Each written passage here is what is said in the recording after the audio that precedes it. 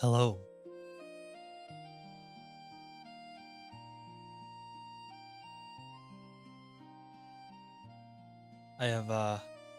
I've written so much. Right? A lot of lore stuff.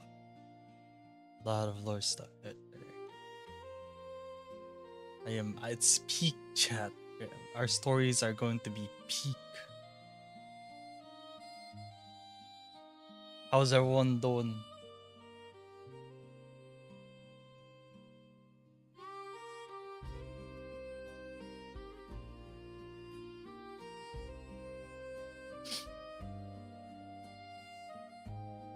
Rizai, Kushakuzura.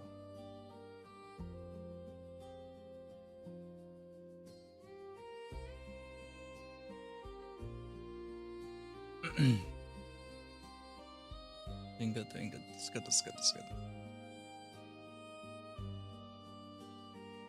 I've added so much stuff to the lore, it's crazy. I probably should show you guys what I mean by that. But first up, let's see what we have here. Nathan, BT, Saya, Aya. Look at the stream interesting. Yeah.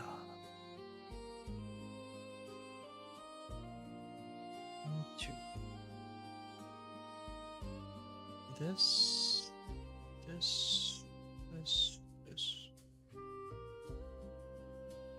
And I'll show you guys what I added.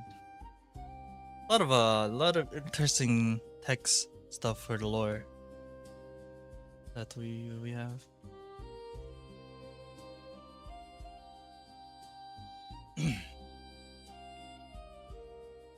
All right.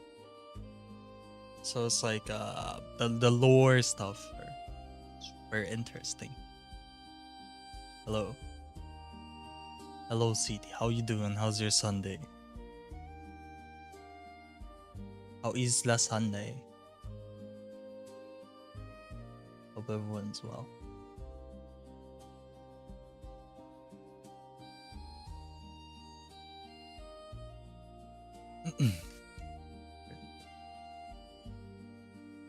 Brother, it's not April. What the fuck am I looking? What the fuck? Huh? What are you looking at? What's up? Yo, Saya, you here? Yo, Saya, check this out, dude. Look at these nerds, bro. Look at these nerds, bro.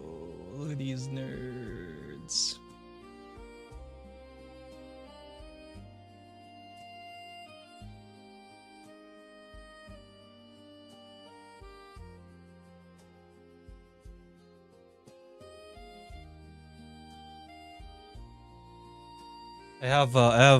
I have this for every country now. So this is Fjordra. We got Cerulus. Kasharyoiki. Oh, look at that titling. Bushanos. We got Luna Cruza. Nova Azur. And Phlegethon. It's a lot of stuff. A lot of stuff. Hello, wrong guy. What you doing? Welcome to stream. Do I stay enjoy the chaos?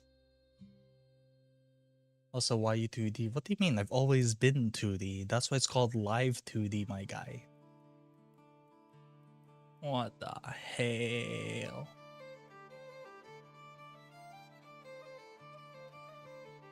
What the goofy 2D, 3D? What is this? What do you mean? I've always looked like this. It's normal. Oh.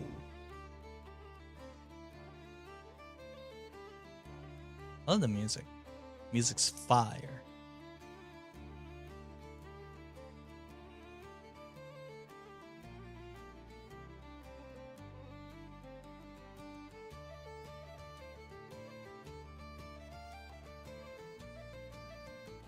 Don't bully me just because I'm pretty. The AI movement stuff, or the singing ones? The dame.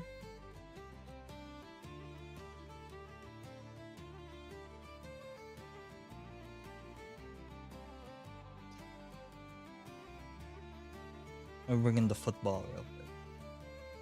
Alright, fine. I'll bring in the football chat.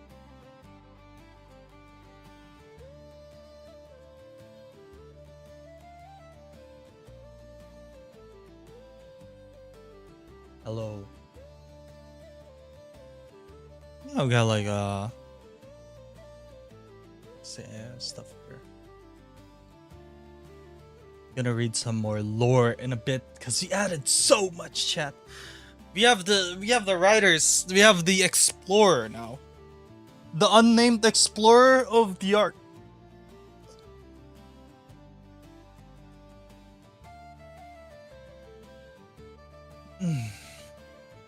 We'll read it in a bit. We'll just wait for more people. So we got more opinions on it.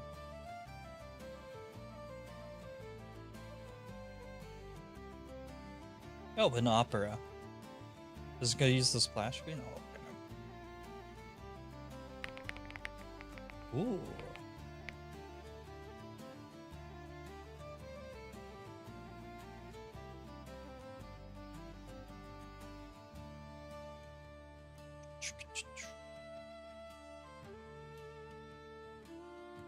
We got so much to read. It's gonna be insane. I hope you guys enjoy the lore reading in a bit. It's gonna be posted as like promotional material later on.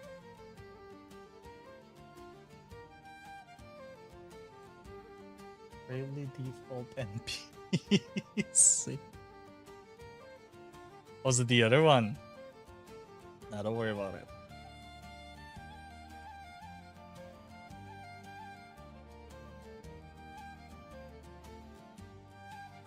What do you mean to the bravely default NPC? But yeah, I've got a lot of lore to read for you guys soon. So get ready. It's going to be fire.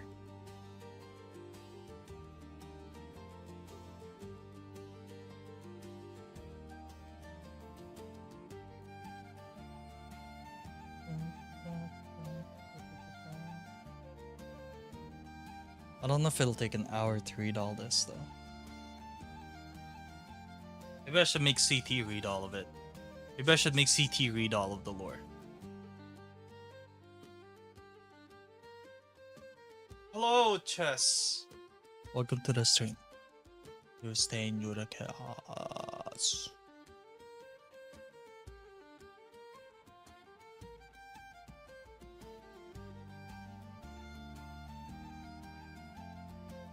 I like the music.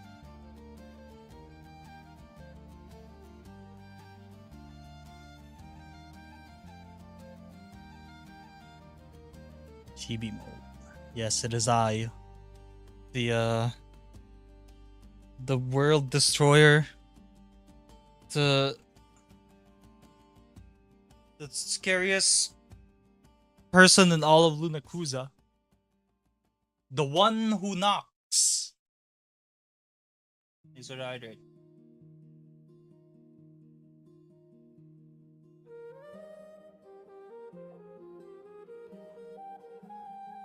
This is my peak form.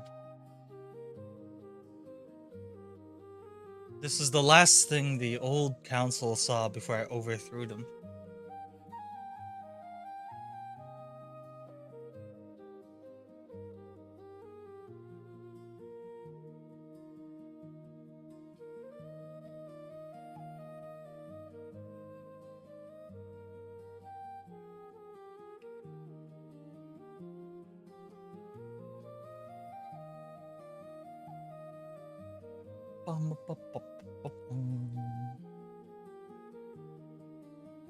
Valatu.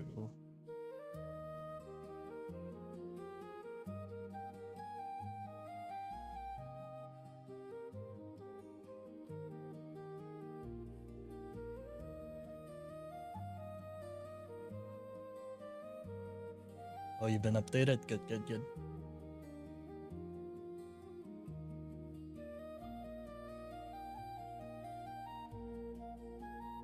Yeah, it's a lot of traveling. The guy pretty much stayed like a month per each country, except for Luciano's. He could not stay a month in Luciano's. That's for sure. Kasharigi took the longest. I mean, bro's gotta pass through Kasharigi regardless.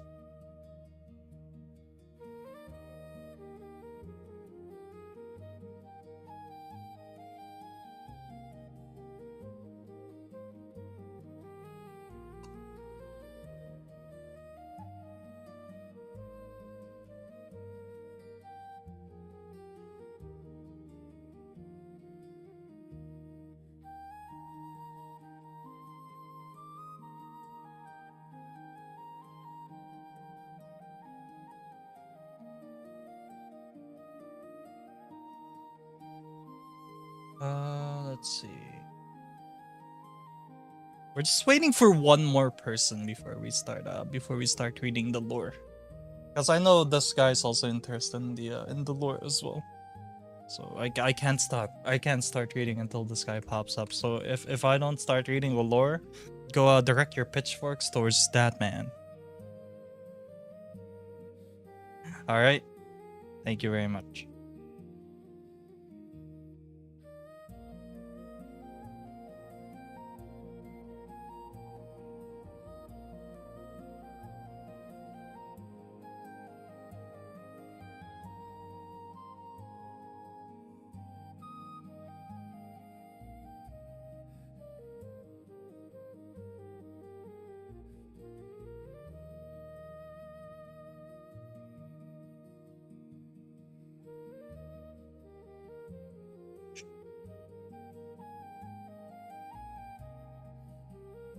Which one would you say is your favorite country? Besides Luna Cruza, of course. Luna Cruza.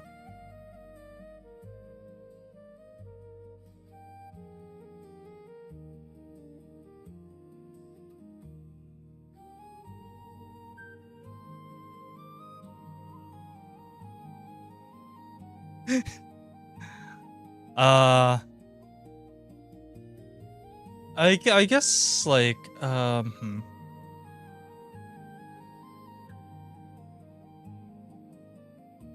I had a lot of fun writing about Kasha, because Kasha is like the most diverse, and I like how I had a lot of fun writing it.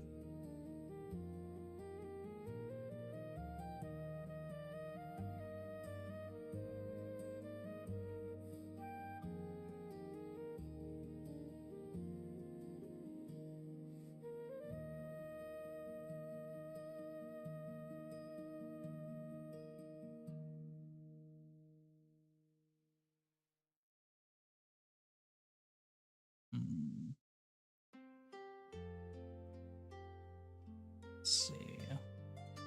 I need to rewrite some of the stuff here. I don't know. After rereading these, I'm not happy with some stuff.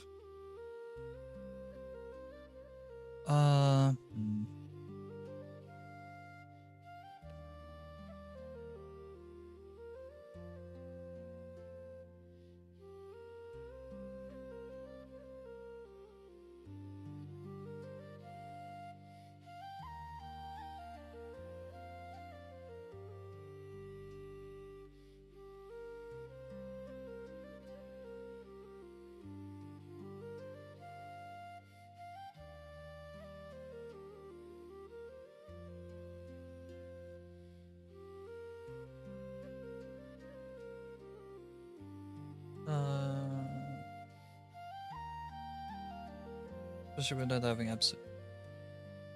What? I mean, what about that being an absolute monarchy?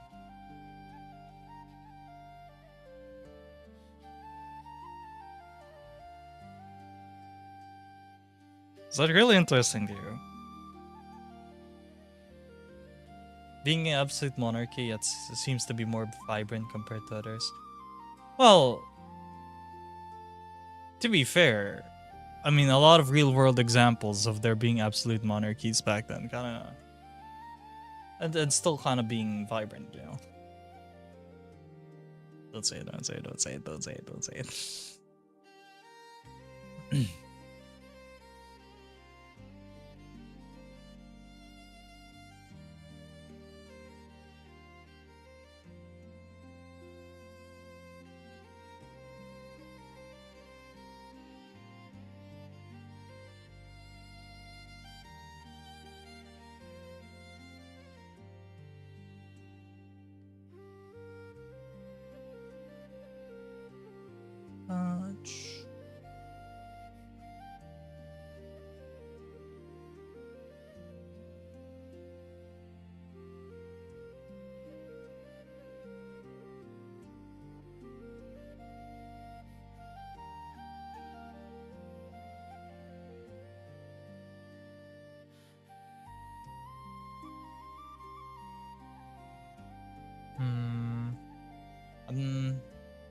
I'm trying to think of what to add for the other entries here, but it's not. The brain juices aren't juicing, chat. The brain juices aren't juicing. It's rough.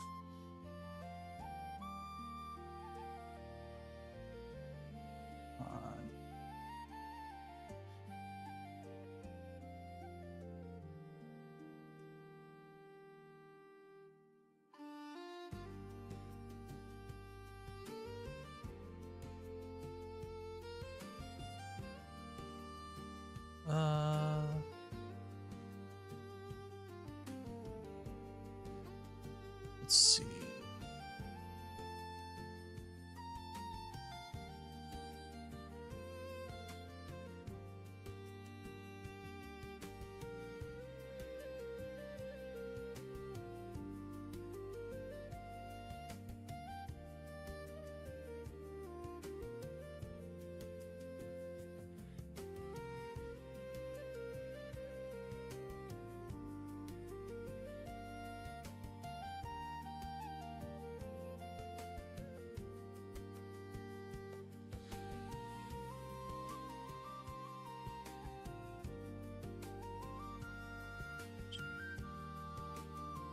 Maybe I want to write it like this. Maybe I'll put this here.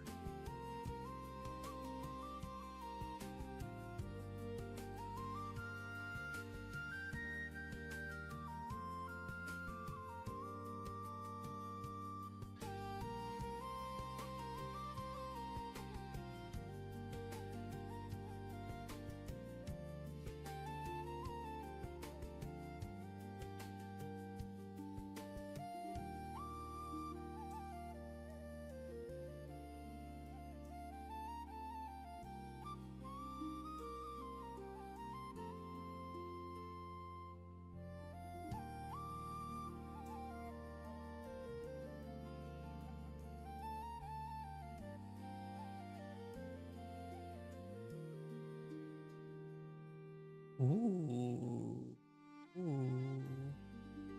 It is. Well, about you guys. If I'm going to, I was thinking for all of the arc, it's not just enough to it's not just enough to have the Chromia Project members joining. I was thinking maybe there would be more than Chromia Project members in the arc.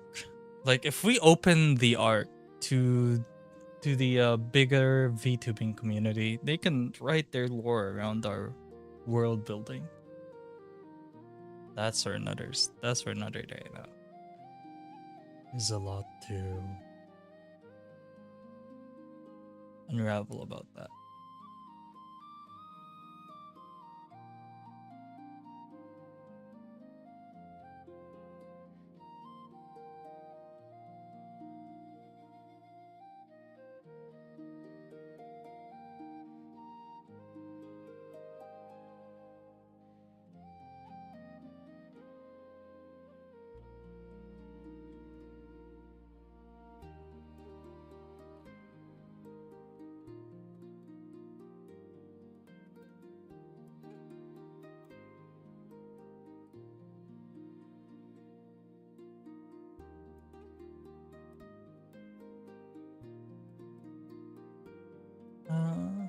I'm typing fast now. I'm adding some more stuff.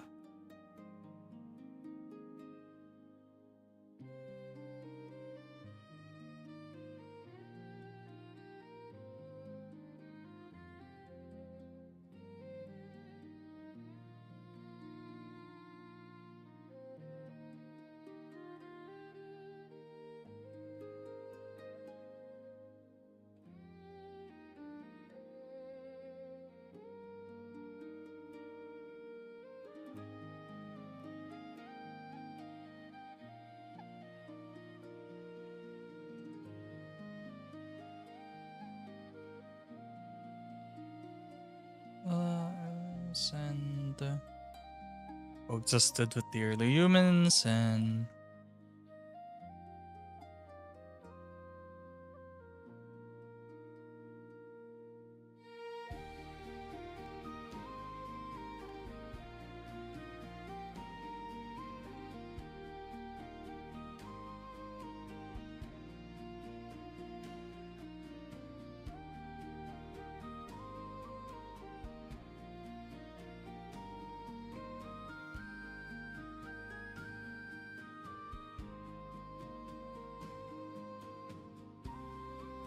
How many years was it again? Hold on, chat. I still need to write my lore, but I'm taking vacation for 3 weeks. I got plenty of time to cut.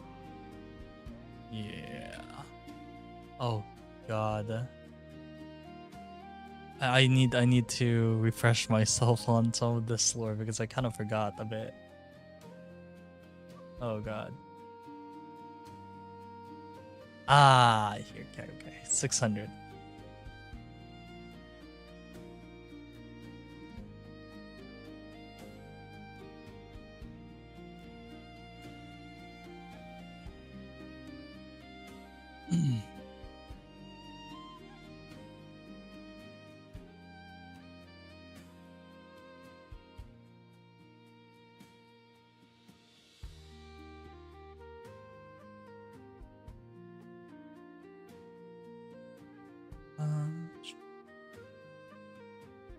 I really want to read this lore now.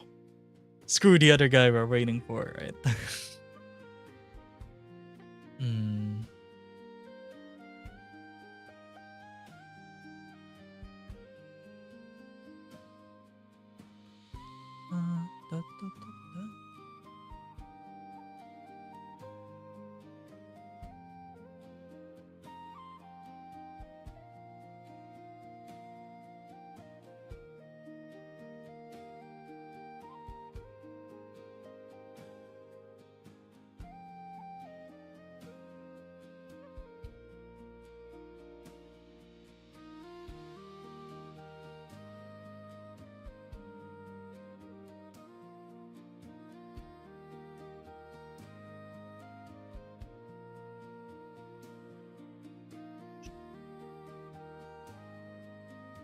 Who am I waiting for? UF.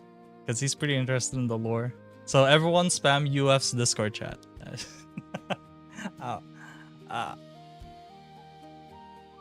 Don't be mean to him.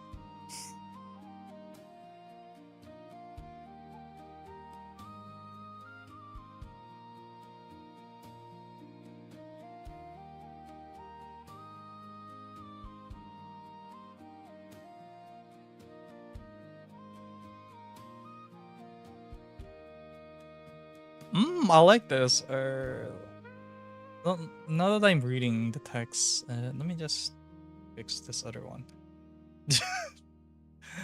Yes. Speak of the devil.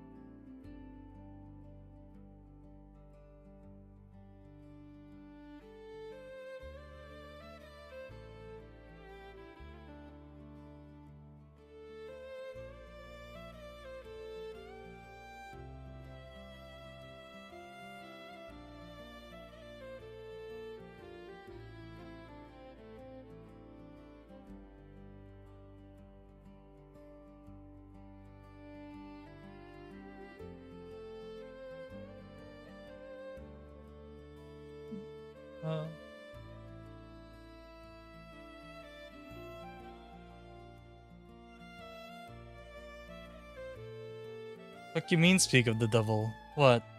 Did I miss something?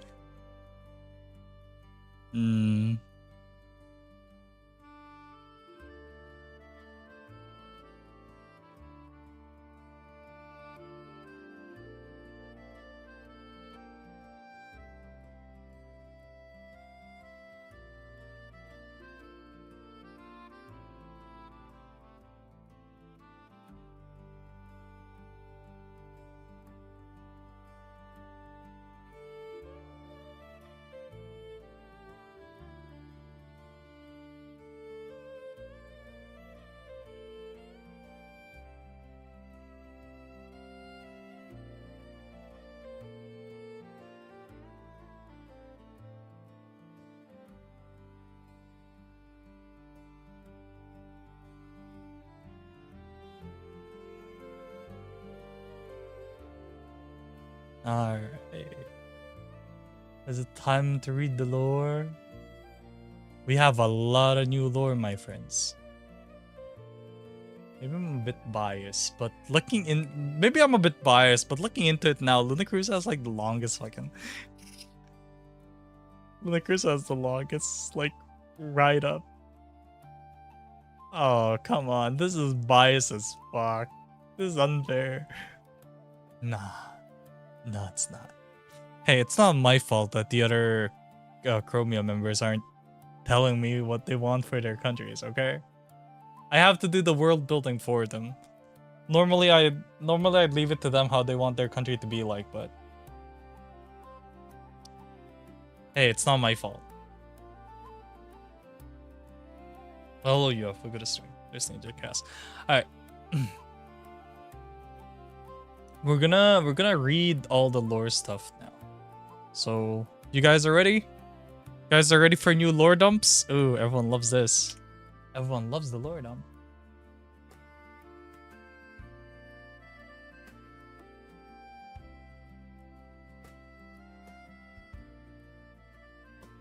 Lore dump time, lore dump time. We're gonna read all 7 countries of the art, chat. All 7 countries of the art.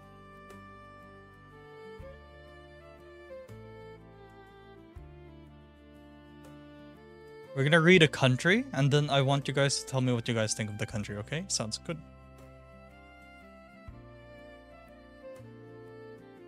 And let me just show you guys this part of the screen. Ooh. Look at that.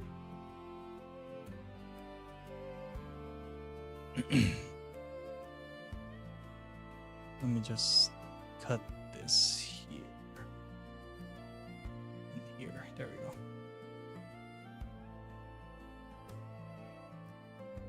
Let me just move here. I am Lore Keeper Kyoshakazora. Hello. Alright, chat. We'll do for country number 1. We'll do this alphabetically arranged, and I want you guys to tell me what each country looks like. So first of all, of course, you guys saw the map. You guys saw the map of the Ark. This is it.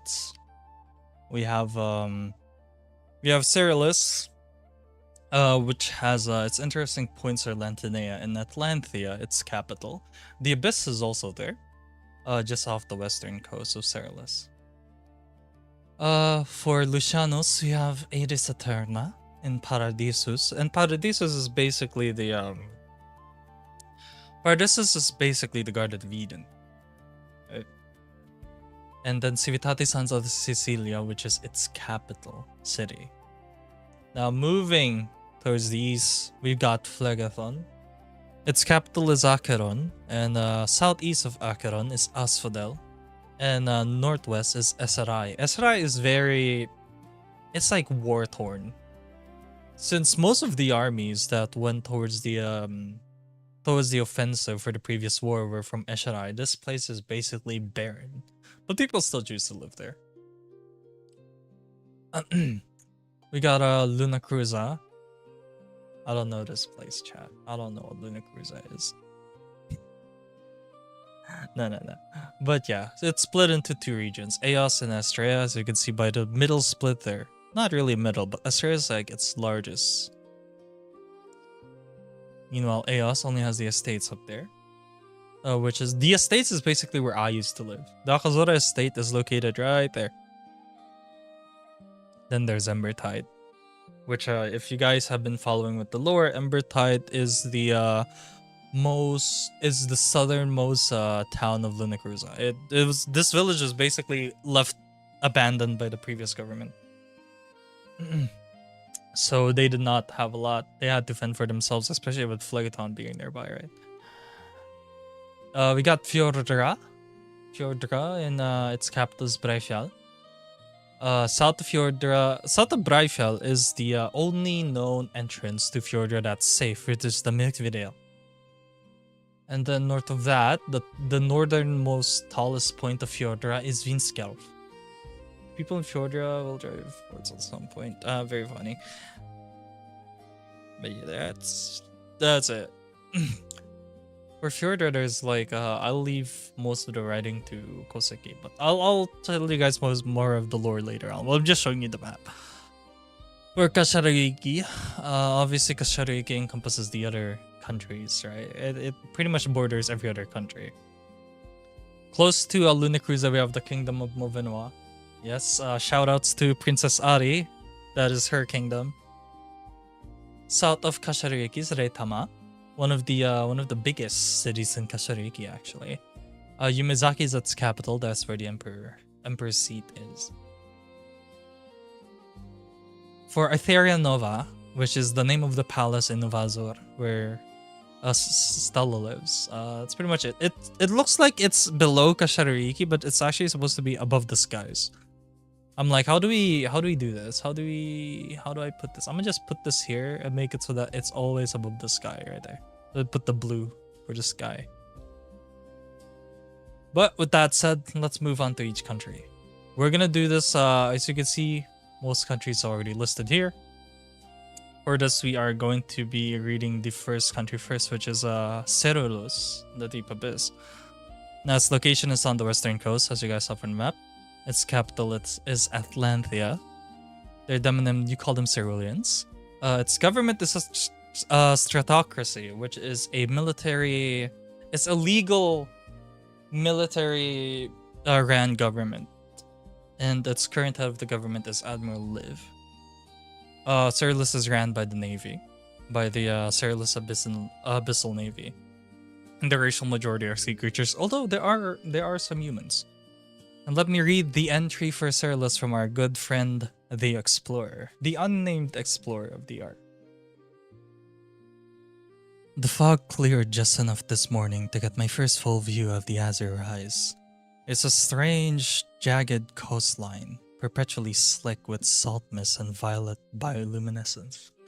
After weeks at sea, reaching the borders of Cerulus feels like a discovery and feels less like a discovery and more like an intrusion. The local guides, whom they call the Lost of the Current, tell me their ancestors were the survivors of the Atlantis cataclysm. Looking at them, you can see how much the western coast has changed them. The majority of people here aren't strictly human anymore. They're amphibious humanoids, sea creatures who have evolved to walk on land, but clearly belong to the water.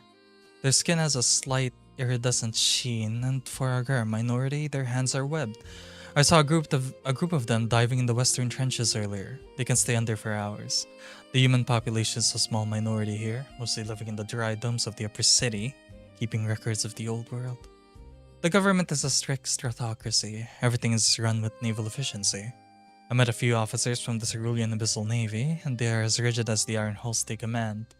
The current leader is Admiral Liv, a woman who seems more interested in title charts and trench defense than diplomacy. She rules from the capital, Atlanthia, which is half submerged. The lower quarters are entirely underwater, filled with tidal forges and domesticated krakenkin that the Navy uses for heavy labor. The centerpiece of Atlanthia is a massive beacon called the Lighthouse of the Abyss. It casts a blue glare that cuts deep into the dark waters of the trench. It serves as a navigational aid, but the locals say it's also meant to ward off the larger horrors that drift up from the abyss. Living here requires a constant awareness of the water. One missed tide could drown a district. In Cerulus, the sea isn't a resource, it's the commander. So that's the general description of Cerulus. Now, interestingly, Admiral Liv, I know the people like Admiral Liv, that's a random ass name. It's not. It's not a random name. Liv is short for Leviathan. Leviathan, which is the proper name of Leviathan. So it's technically it's Admiral Leviathan.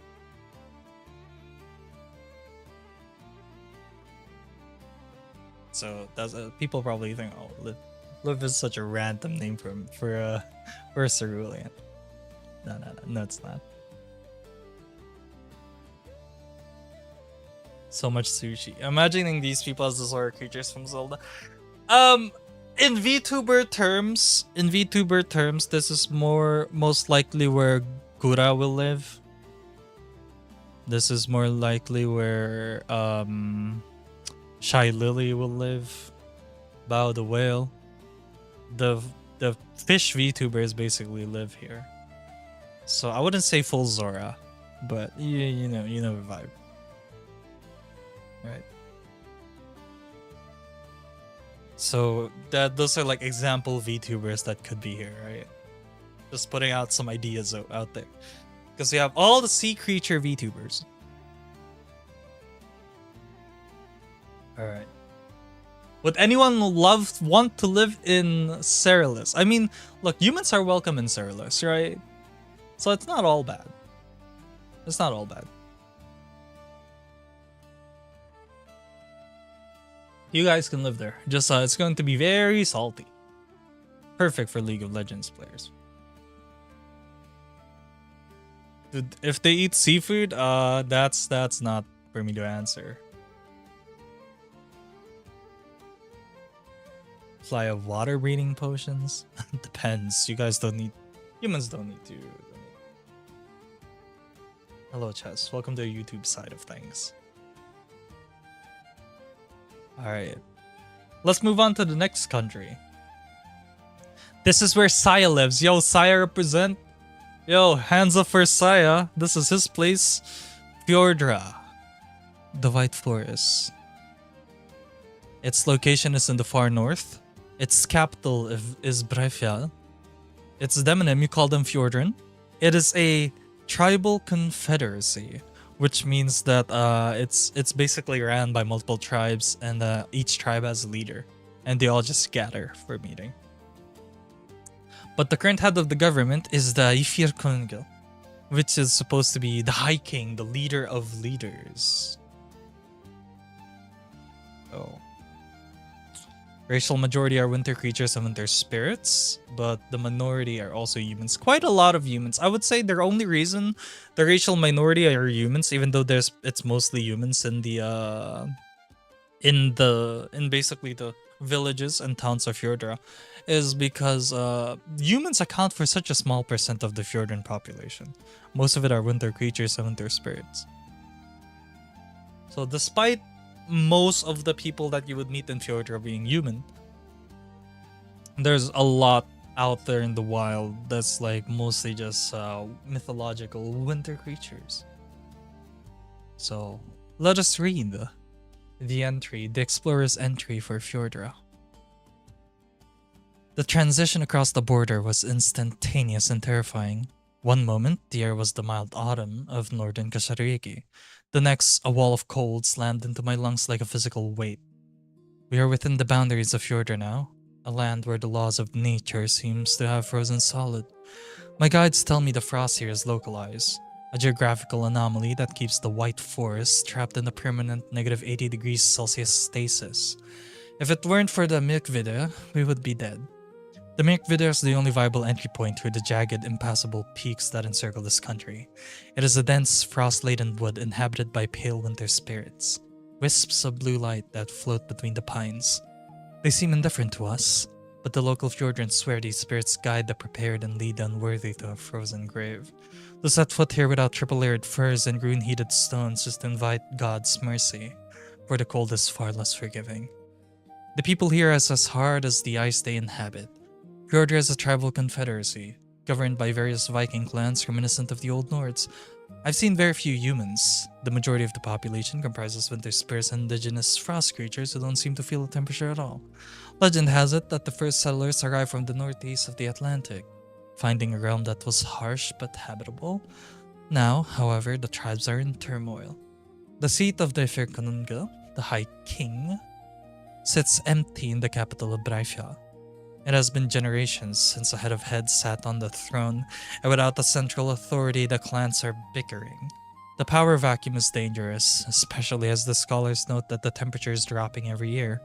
There's a growing, silent panic that an unending winter is approaching, one that might finally crack even the resolve of the Fjordrans.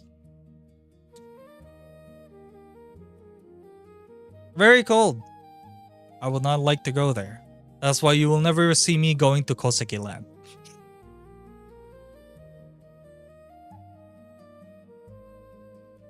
Inom ka muna. Oh my god. Alright. Thanks for the hydrate.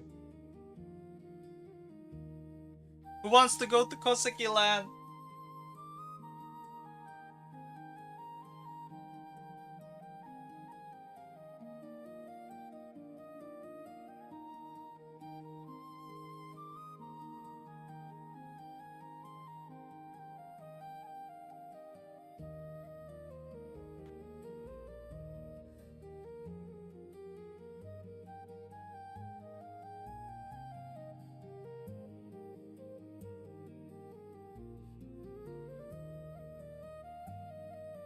Saya has to travel over to you instead of you traveling to see them. Yeah.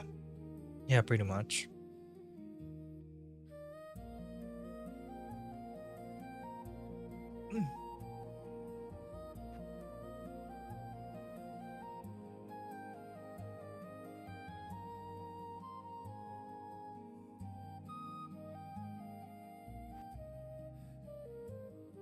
We're given leather boots. I mean, you guys trying to die of frostbite.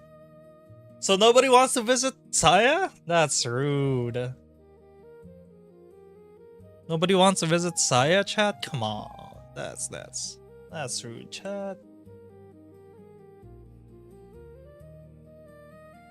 Don't be like that.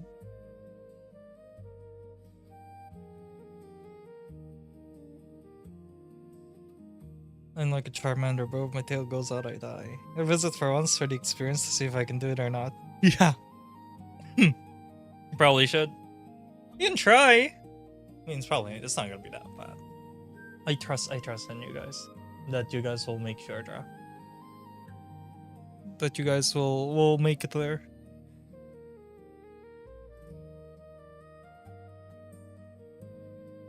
Alright. We move on to the next entry. We have Kashariki now. Ooh, the biggest country in the arc.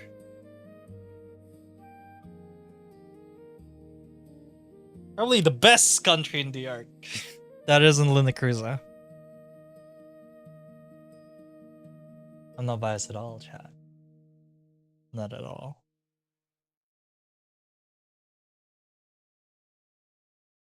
But let me read the entries for you guys.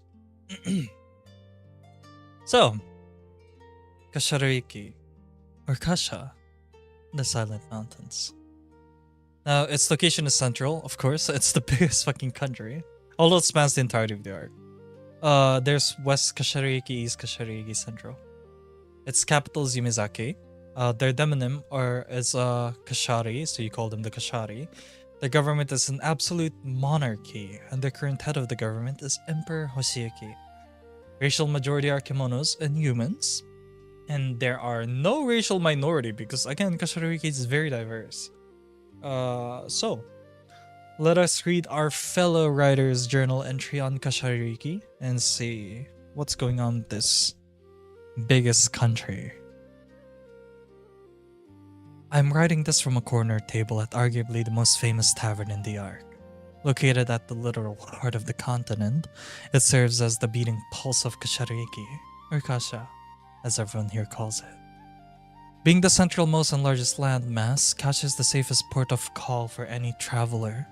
Here, the air doesn't burn like Phlegethon or freeze like Fjordra. It smells of cedar, river water, and dirt smoke. The diversity of this place is staggering. As I look around the tavern, the kimono people represent the clear majority. You'll see a Kashari merchant with subtle cat ears and whiskers sharing a pint with a human scholar, or a farmhand with a powerful equine tail hauling crates of rice. Despite their animal-like features, some subtle, some pronounced, they're a remarkably peaceful bunch. The land itself is just as varied, jagged mountains that look like the ink-washed paintings, quiet plains and riverside villages that look as though time has forgotten them. It is currently ruled by Emperor Hoshiyuki from the capital, Yumizaki. It is an absolute monarchy, and though the sheer scale of leading such a diverse central state must be crushing, Hoshiyuki remains a famously fair leader. To maintain peace in the center of the world is no small feat. I've also learned that the territory east of the capital, pushing towards the Lunacruisan border, belongs to the Kingdom of Movenoa. They have their own language and distinct leadership, but they operate as a highly cooperative sovereign state within the Kasha Sphere. The border guards mentioned that the trade relationship between Movenoa and Yumizaki is the strongest in the region, keeping the Silent Mountains supplied with luxury goods. However, the mood isn't entirely perfect. In the tavern squares, you occasionally run into delusional psychics, street preachers who scream about an oncoming plague that will strip the land of its resources and lead to a continent-wide famine. The locals tell me to just ignore them. They've been shouting the same doom-mongering lies for decades with no change in the harvest. Kasha seems too vibrant, too lush to ever truly wither. And there you go. Lovely, lovely place, chat. A very lovely country to live in. I assume most of you guys would probably want to live there. Best region to live at, yes, yes.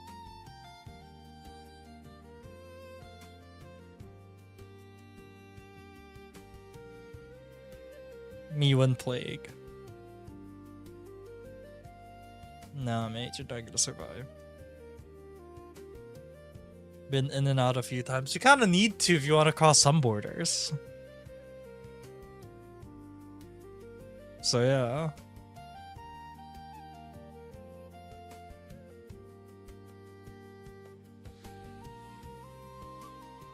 This much diverse people, there must be many unique cuisines. Oh yes, for sure. Kasha is probably like it's going to be fun to live there. I feel like as Chromia Project we can all do a road trip. We can do a travel from east to west, Kasha. Or west to east. That would be a fun side story for Chromia Project to do, just exploring the entirety of Kasha.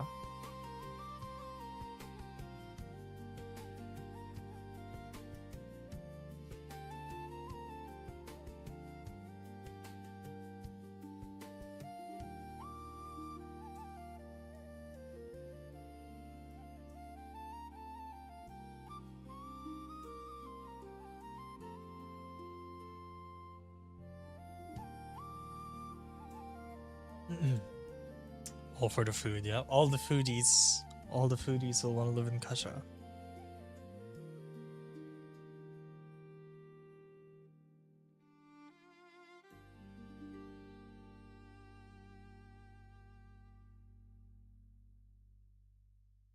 What would the other two regions be with this competition? What competition? Chromia Project gonna play RV there yet to get to Kasha? We're already in Kasha. So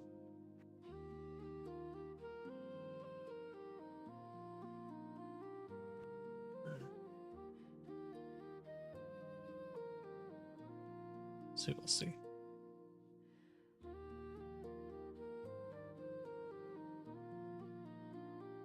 But you feel free to ask questions about the countries and their lore in the Q&A portion of the stream.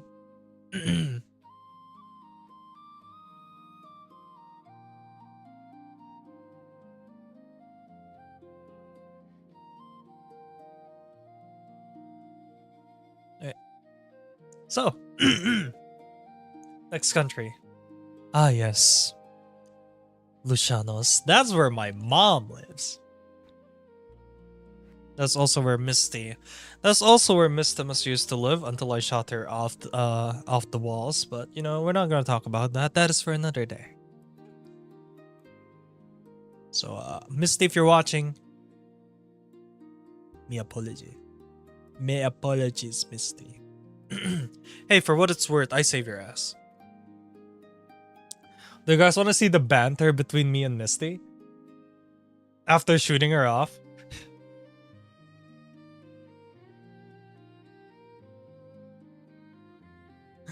You guys want to see it as banter?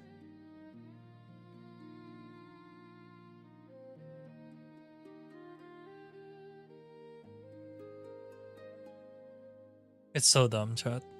Trust me.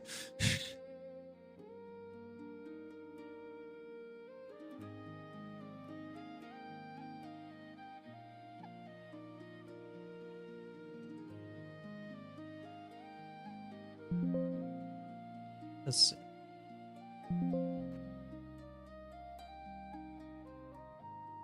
Windows did not like that.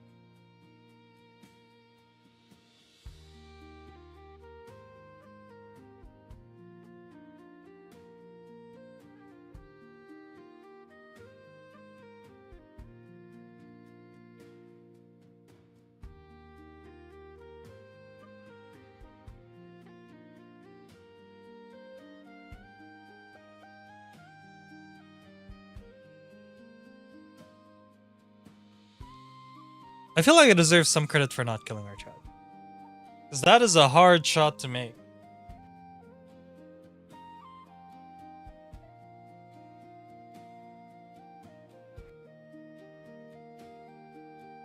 So hopefully things well.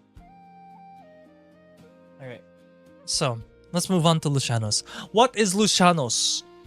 Mr. Kyoshi Akazora, aren't you half Lucian, half Lunacruisan? Yes, I am. So let me explain the first half of my bloodline. So it's the Wall of Heaven. Its location is southwestern. Its capital is Civitatis Santa Cecilia. Its demonym is Lucian. It is a theocratic monarchy that is led by the current head, Pope Valerius VII. Its racial majority are Seraph Angels, and it has no documented racial minority. And for a reason. I write this with a shaking hand, safely back within the Kashari border. Today, I attempted to approach the southwestern edge of the world. Beyond the silent mountains lies Lucianos, known to the fearful as the Wall of Heaven. It is without a doubt the most mysterious sovereign territory on the continent, barred by the highest artificial walls ever constructed by man or spirit. I intended only to document the architecture, but as I crossed the invisible threshold between countries, a stray warning shot struck the earth barely a centimeter from my boot. There are at least 3 kilometers of empty waste between me and the fortifications. The fact that a Lucian marksman could place a lead ball that precisely from such a distance is a terrifying testament to their prowess. The stories I've collected in taverns seems less like myth now. Lucianos is a theocratic monarchy inhabited exclusively by the Seraphic, a race of flightless angels. While outsiders whisper that they are fallen beings cast out from the celestial spheres, the Lucians hold a far more militant conviction. They believe they were stationed on the Ark as a divine garrison, the only line of defense protecting the literal entrance to the heavens, led by Pope Valerius VII and the Papal Council. Their entire existence is a religious crusade. Every Lucian is conscripted into the military at a young age. Their way of life is dictated by holy missions and the maintenance of their advanced Baroque cities. The capital, Civitatis Santa Cecilia, is said to be a marvel of white stone and high-tech ballistics. Where they obtain their firearms is a mystery I no longer wish to solve. Their guns are as much a part of their scripture as their prayers. There's a desperation behind their combat-centric culture. The scars of the ancient war against Phlegethon run deep, and though they push back the demon tides with help from Lunacruza, the fear remains. The Lucians believe that if the wall of heaven ever falls, the judgment of God will be absolute. To fail in their duty is not just to lose a war, it is to be condemned to eternal damnation. For an angel with no wings, the only way to avoid the pit is to hold the line with a rifle. Mysterious place. There you go, chat. The angelic country of Lucianos. Guns everywhere. Now, I don't think we can visit Lucianos on our food trip, but considering that I have good connections with Lucianos since I served in the Holy Army and don't say it, then I could get us in, maybe, probably, under watchful eye with 20 million crosshairs like pointed at us. We'll see. I should be able to get us in, chat, no worries. Although they might not be too keen in having a CT, a Phlegethian, in the country, so I don't know. They might not be keen having an umbral creature in the country, but we'll see what happens. If CT gets shot, it's alright. At least we'll have beef jerky for dinner.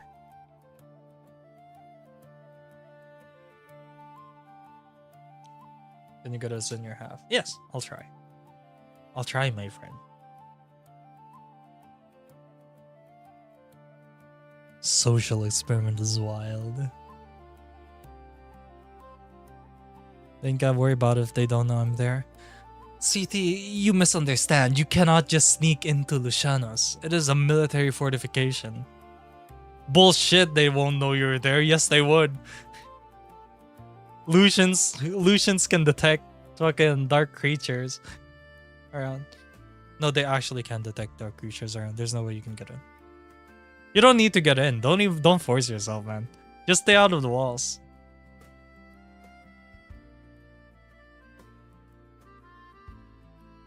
There's no reason for you to get in, City. If you're able to get in, then every other Phlegithian should have been able to get in as well. So no, don't be Superman, man. Be realistic with your abilities. You're not getting in.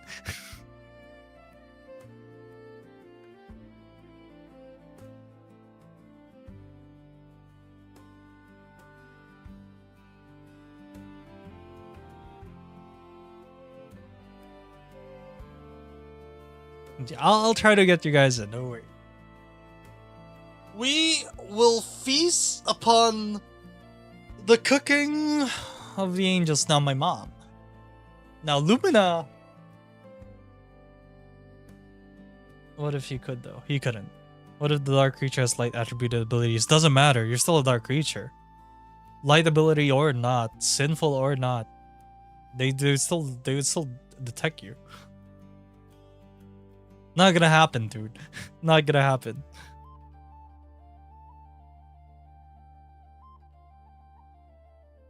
I'm pretty sure you can smell a Phlegithian from like 3 states away, so.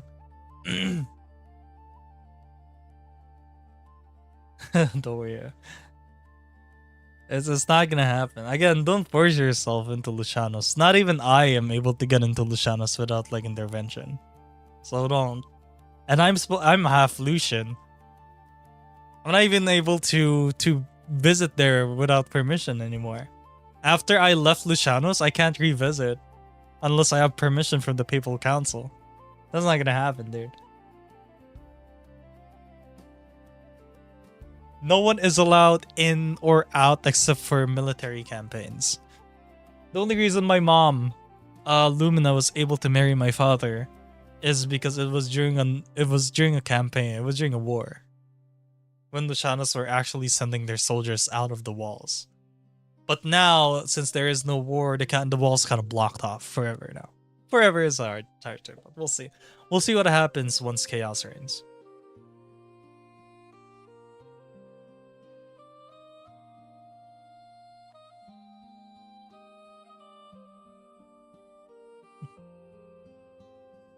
Yeah. Nope, not gonna happen. Anyway.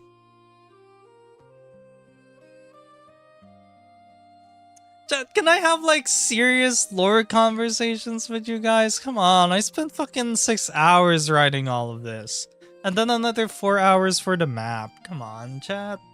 Don't fuck around. I wish Amy was here. She actually asked like serious questions like, what is this? What came about the man, I was like, come on, man. It's alright, it's alright.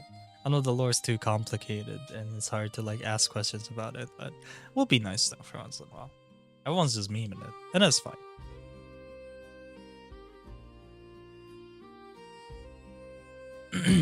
Like actual serious questions, not like, yo, you think we can glue wings onto Lucianos, like Lucians?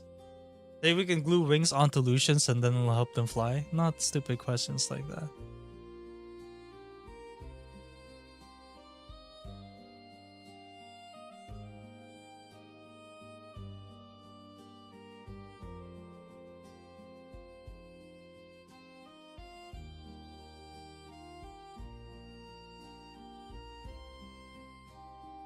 Anyway, we're moving on.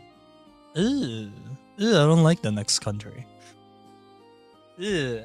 That help. Yeah, I don't like the next country. I see it already. The text is already down there. I don't think I can escape it now. Man, this next one sucks.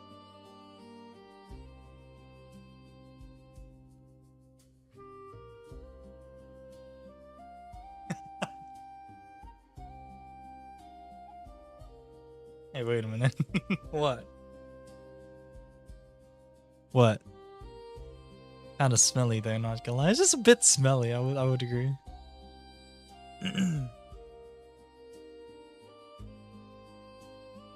Yeah, okay.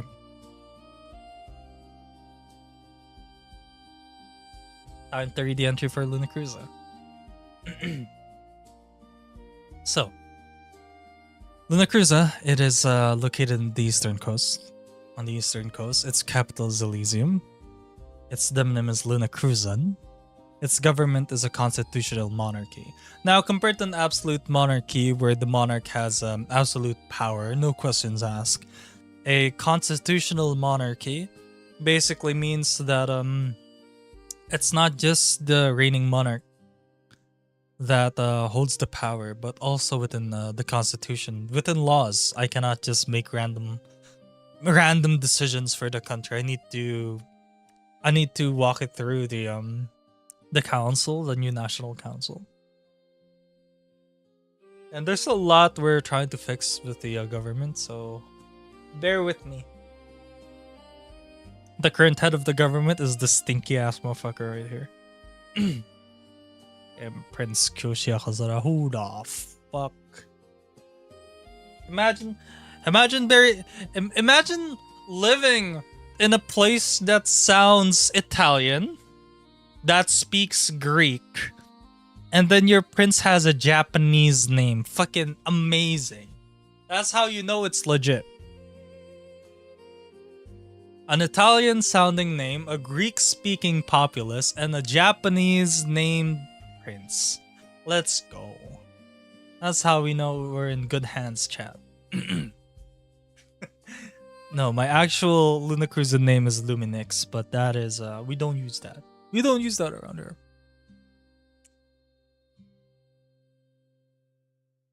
But yes, the racial majority are lunar dragons, while the racial minority are the other dragonkin such as forests, caves, and sea dragons.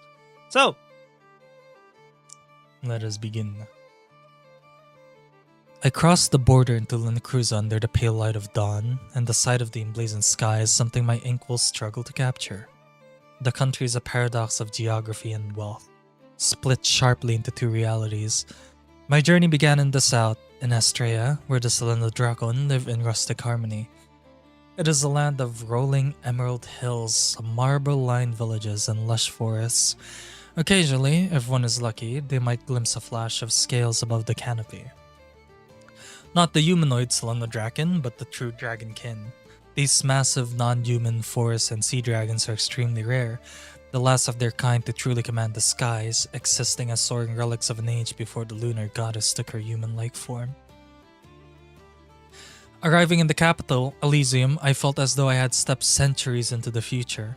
It is a megacity paved in marble and silicon, where drones swarm like insects around skyscrapers lined with glass. The streets are crowded with the upper and middle classes, but the most jarring sight is the knights patrolling the boulevards in gleaming plate. Unlike the Angels of Lucianos, they strictly eschew firearms, adhering to a culture where status is proven by the edge of a blade. The concept of honor is branded onto every monument, though its definition has undergone a violent rebirth. A local elder shared a story of the dark years before the rise of the reigning prince. In those days, honor was a non-existent mask for corruption. Knights were little more than hired thugs for the aristocracy, and the word held no weight in the neon-lit alleys of Elysium. But I have seen a shift. Under Prince Kyoshi Ozora, honor has become a tangible, lived reality. The knights I encountered hold themselves with a new, quiet discipline, and the Astraean merchants speak of a justice that finally reaches the southern fields. The people themselves remain a biological curiosity.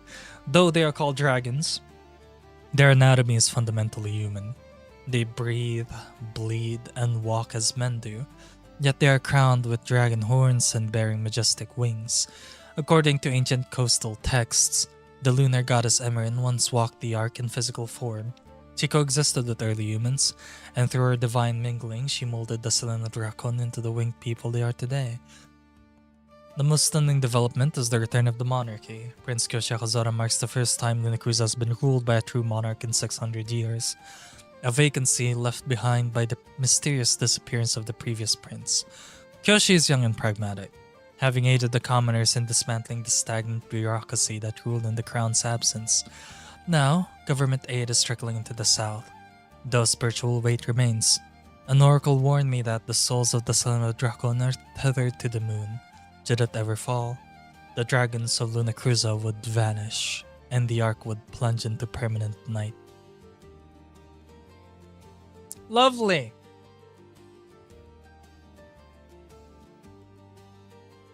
Don't get lost now, chat.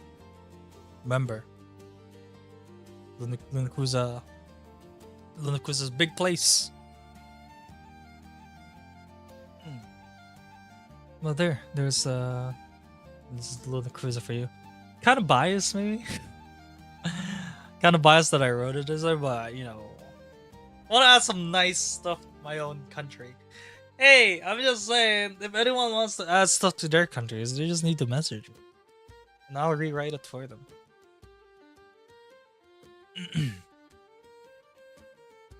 But yes, cyberpunk vibes from what I'm hearing. Elysium, yes. Elysium is very cyberpunk in its design, but like most of it is traditional. Still lots of knights lining the streets and stuff like that. But Elysium is pretty cyberpunk here.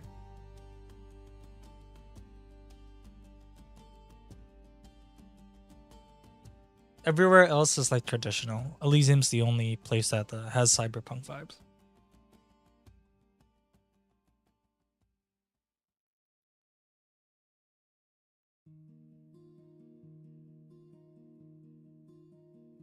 What's the relationship between the sea dragons with the amphibians at the other nation, Osiris?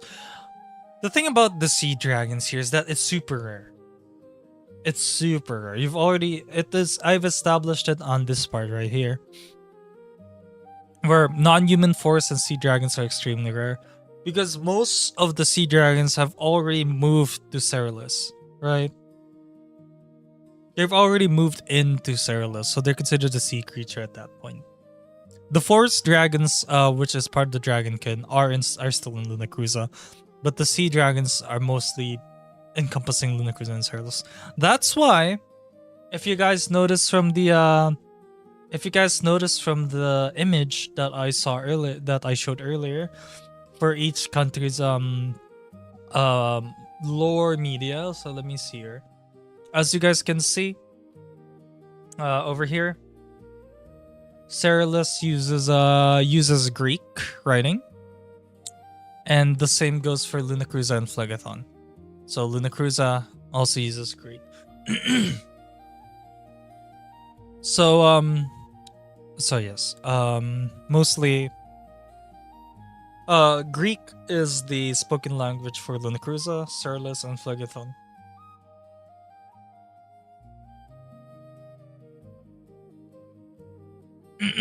Forest dragon. We talk about Aki, yeah. See, other dragons also live in the Ark, right? It's majority lunar dragons, but some dragonkin, like full-fledged dragons and non-lunar dragons, do exist. Because the full-fledged dragons, the dragon can also commingle with the humans. Imagine.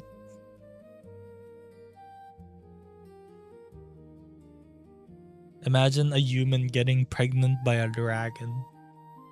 Don't think about it too much, chat. That is for another day, another time, another place, another writer.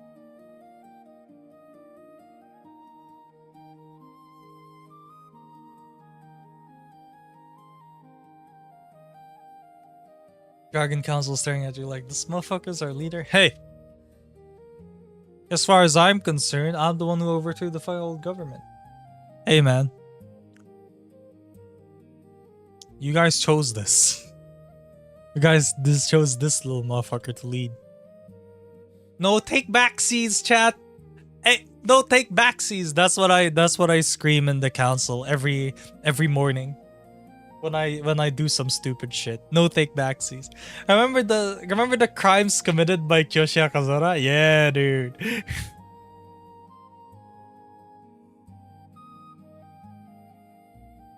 The exaggerated list of Kyoshi Akazora's crimes. You remember that? That was fun.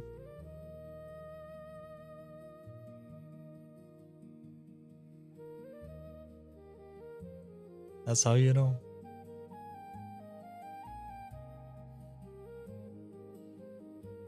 Goofy leader.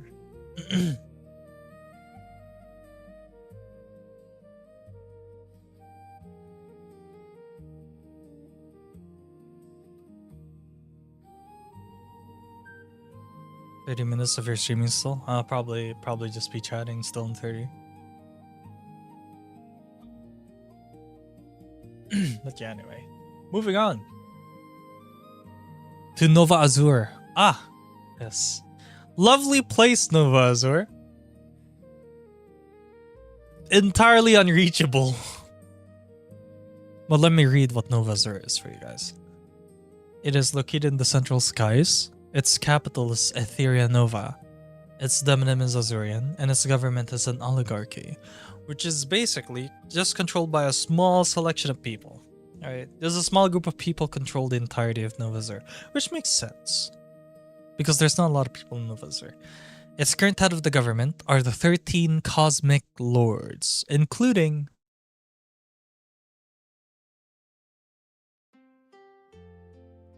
this motherfucker right here, officer. There's this girl right here, officer. One of the 13 cosmic lords, apparently. Yeah, see, I can't take this seriously. Motherfucker be drinking boba all day. But it's alright. She knows her place. She knows what to do should time arrive. But its racial majority are Celestials. Now let us read our fellow explorer's notes on what Nova Azur really is. I've spent months traversing the soil of the Ark, yet the most enduring landmark of this journey is the one I could never touch. Suspended above the clouds, anchored in the dead center of the sky, is Nova Azur. It is the Astral Palace, a floating island of such impossible altitude that it dwarfs even the towering ramparts of Lucianus. No matter where I stand, whether in the frozen pines of Fjordia or the salt mists of Serlis, I need only look up to see its crystalline silhouette cutting through the firmament. Locals are tight-lipped about the island, their voices dropping into hushed reverence or superstitious dread. The religious folk of the Central Lands claim the continent was forged by the Celestials who dwell there, but every nation skews the myth to suit their own gods. What is verifiable, however, is the nightly phenomenon. As the sun dips below the horizon, the stars surrounding Nova Azur seem to condense and ignite, turning the island into a pulsing beacon of cold white light. It is, without fail, the brightest point in the sky. The island's inhabitants are whispered in occult circles, suggested to be beings born of pure starlight rather than flesh. A race of 100% star-born entities, a homogeneous realm of light and air. The mystery of Nova Azur is reinforced by its absolute isolation. No explorer, no matter how daring, has ever recorded reaching its boundaries. It appears the island exists beyond the protective magical barrier that shields the rest of the continent, rendering it physically inaccessible to those born of terrestrial blood. I've spent hours watching it through my spyglass. One cannot shake the feeling that Nova Azur is not merely a passive observer. It sits there, silent and watchful, as if keeping an ancient, cosmic check on the Ark below. I do not know what the inhabitants of Nova Azur are waiting for, but the longer I stare at that palace in the sky, the more I fear the answer. Mysterious. So it reminds me of the gods and campfire cooking of the world. But no, that's Nova Azur. It's again inaccessible.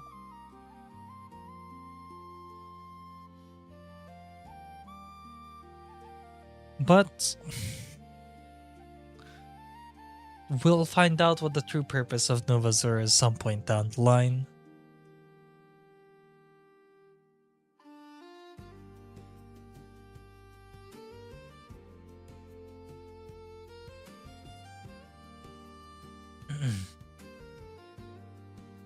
Where's teleportation? We need it. Still inaccessible.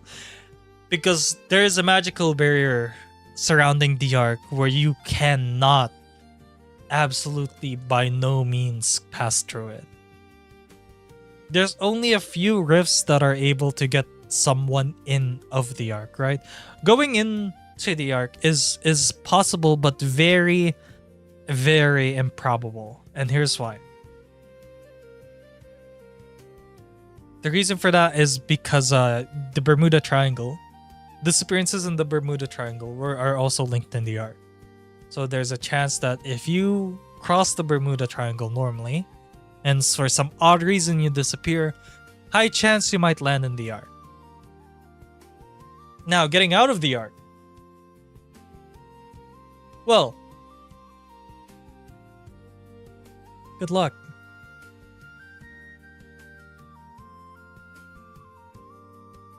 It's not possible. Not with any existing magic that's in the arc right now. It is not possible.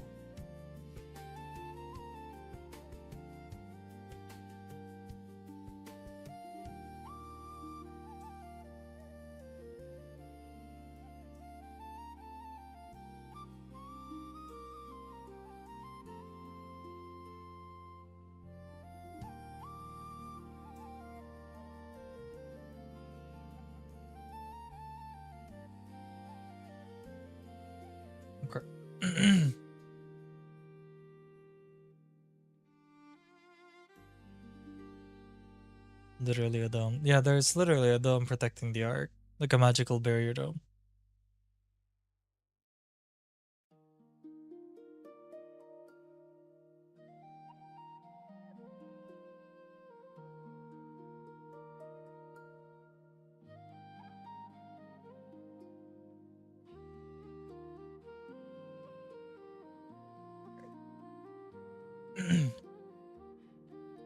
We only have one country left, chat. Just one country left for our explorer to explore. But yeah, for Nova Zur, there's a... I will tell you guys that there's a underlying... that through all of these journal entries, there is one constant. And if anyone can guess what that one constant is, thank you so much for listening to all the entries so far. But there's one constant for all entries here. And before we do that, let's move on to Phlegathon, the Profane Plains. Its location is in the southeastern region of the arc. Its capital is Acheron, and its demonym is Phlegathian. Its government is an autocracy, meaning it's absolute power for one person. The current head of the government is the Archfiend, Ignis Vex, and the racial majority are umbral creatures, so demons, dark elves, orcs, goblins, disease, zombies, what have you. Nasty things. Nasty things. No. But actually, I wrote Phlegathon in a way to not make it sound like a very antagonistic country in the lore. I wanted to make sure, and hi Zaf, welcome to the stream. I wanted to make sure that it's not that's not all that. So let's read what our writer has to say about this very inaccessible country. Inaccessible for all the wrong reasons. I am writing this with hands that will not stop trembling. My lungs feel as though they are breathing in hot ash and rot.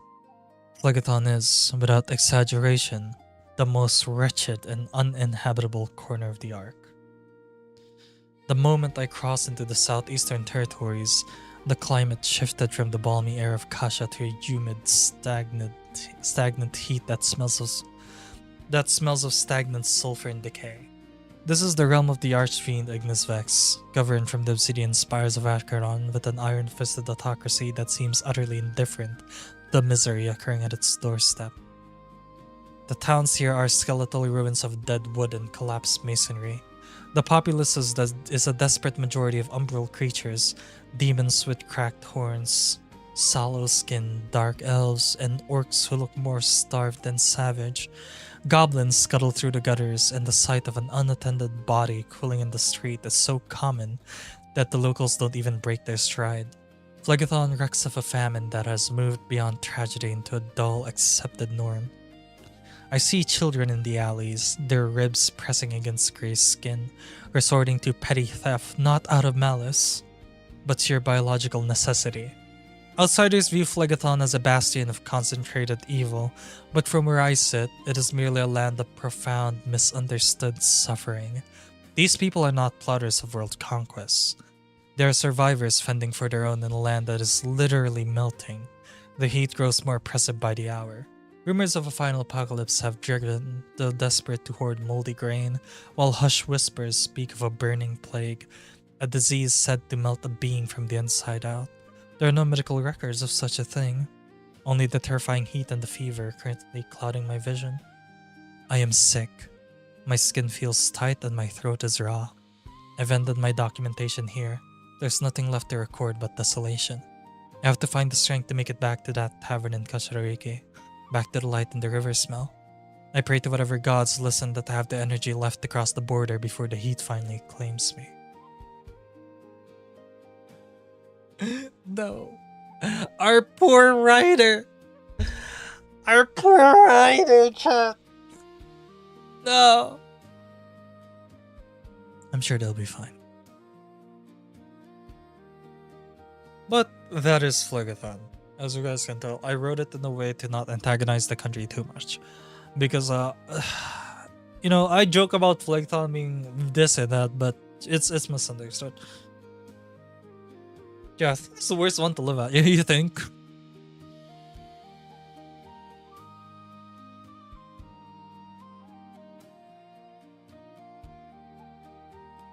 Yeah, I prefer using the diseased as a race instead of calling them undead. But yeah, those are all the 7 countries in the arc.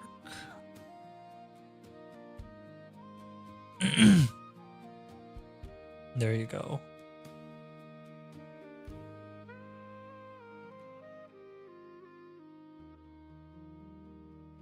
Our eternal struggle.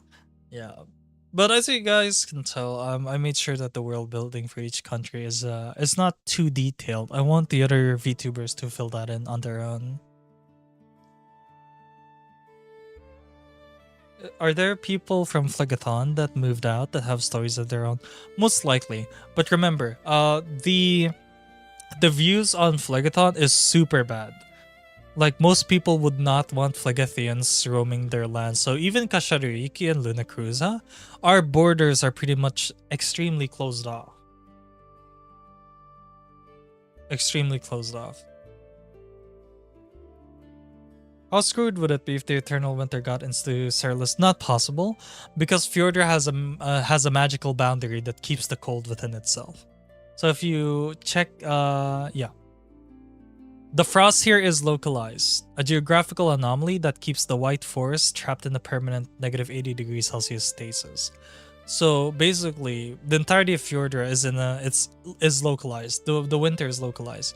That's why even though you have northern peaks in Lunacruza and Serlis, none of it is as cold as Fjordr. There might be like winter peaks up there, but not as cold as Fjordr. It's localized in itself. So, but if Eternal Winter does seep into Serlis by that one small boundary, then those sea creatures are fucked. But that's not gonna happen. So, have you guys noticed an underlying theme throughout all of the stories? If anyone noticed it, then I hope someone noticed it.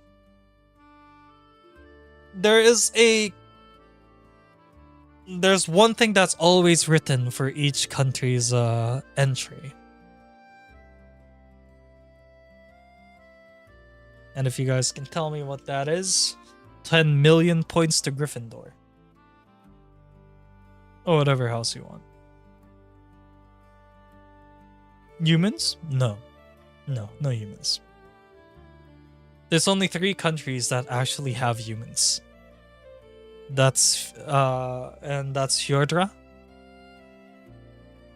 Serlis, and Kashariki. You think Lunacruza would have humans, but it's gonna be ultra rare, so it's not even a minority at that point.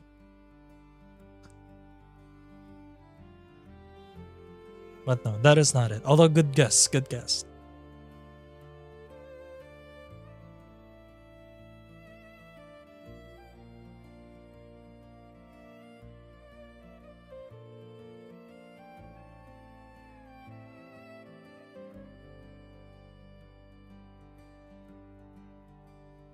Anyone? Any other guess as to what the constant is?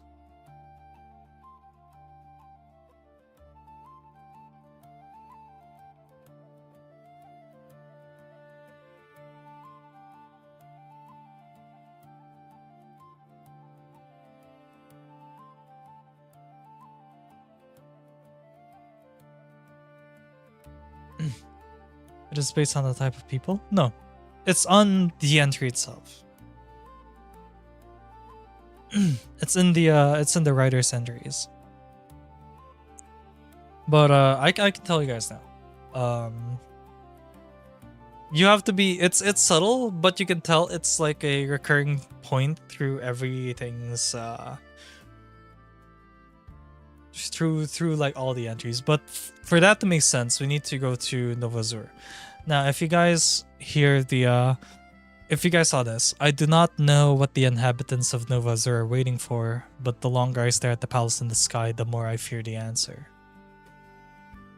And that it sits there silent and watchful as if keeping an ancient cosmic check on the arc below. Now, ominous, right? What's that supposed to mean? Well, the answer is already there. Like, people have already read the answer. So let me show you guys what it is. So, Cerulus, it serves as a navigational aid. The locals say it's also meant to ward off the larger horrors that drift up from the deep abyss. That's one. Number two. There's a growing silent panic that an unending winter is approaching. Number three. Delusional psychics scream about an oncoming plague that will strip the land of its resources and lead to a continent-wide famine. Number four. The Lucians believe that if the wall of heaven ever falls, the judgment of God will be absolute. To fail in their duties, not just to lose a war, is to be condemned to eternal damnation. Number 5. An oracle warned me that the souls of the Slano-Dracon are tethered to the moon. Should it ever fall, the dragons of Luna Cruza would vanish and the ark would plunge into permanent night. Number 6. Rumors of a final apocalypse have driven the desperate to hoard moldy grain, while hushed whispers speak of a burning plague, a disease said to melt a being from the inside out. Are you guys seeing a theme here?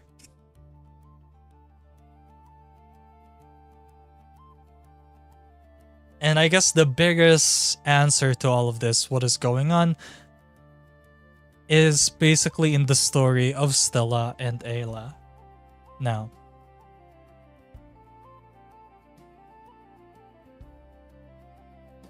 Ayla became a being of darkness and chaos. It plunged the world into madness, and then summoned creatures of shadow and despair, right? And then there was so much chaos, warping natures, twisting creatures, and then nightmarish visions, that in order to keep the chaos in check, Stella basically bound Ayla's darkness within the chaos, right? Within the boundaries of the heavens. A barrier that would hold chaos back for eons, though not forever. So, if anyone put 2 and 2 together, Ayla's return in the Ark, the chaos, will cause all of these to happen. Like the abyssal creatures destroying and flooding Cerulus, the never-ending winter that will kill every living thing in Fjordra. The plague and famine that will destroy the crops and basically hunger everyone in Costa Rica and destroy its environment. The walls of heaven falling down and God giving its judgment to the angels of Lishanos. Luna Cruza's moon falling, and then all of the souls of the lunar dragons disappearing and basically dying and plunging everything in eternal night. The final apocalypse in Phlegethon, where a burning plague, everyone will be burning from the inside out. If chaos manages to escape, every country's worst fear And Apocalypse, its own version of the Apocalypse, will come true. And that's where Generation 1 comes in. Now, Generation 0, me, Stella, and Ama, we're basically we're basically the ones that try to keep every country together. The reason Ama's very important in this because Phlegethon has the Archfiend, right? And if Phlegethon's not gonna cooperate with us, no, that's not gonna happen. Fjordra will cooperate. Cyrillus will cooperate, and obviously Kashariki will cooperate. But there's 3 countries that is gonna be difficult to cooperate with Stella when it comes for the incoming like chaos, right? And that is Lunacruza, Phlegethon, and Lucianus. Lucianus, we already have that. We already have that covered. I'm half Lucian, I'm half Lunacruzan. I can deal with that. Phlegethon, that's where Amma comes in. She's from Phlegethon, and she will help cooperate with Stella for the incoming doom. Stella, being a celestial of Nova Azur, is the one that will band everyone together. Generation 1, that's where they come in. They will be the shard bearers. Now, before Ayla was imprisoned, several shards were scattered all across the arc. Kind of like the Triforce, mind you. And that's why if you notice on the map, the capital cities, the capital of each country is represented by a diamond.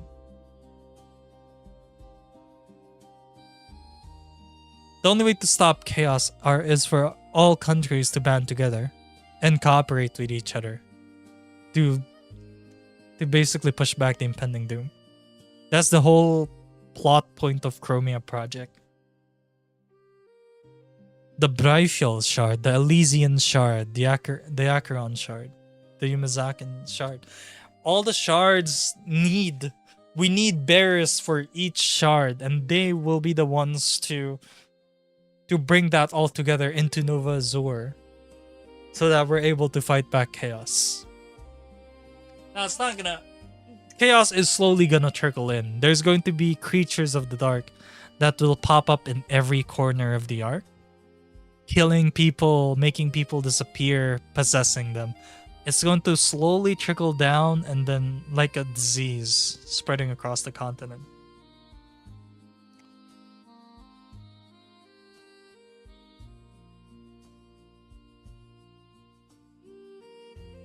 So yeah, that's the story of Chromia Project. All this for a VTubing group.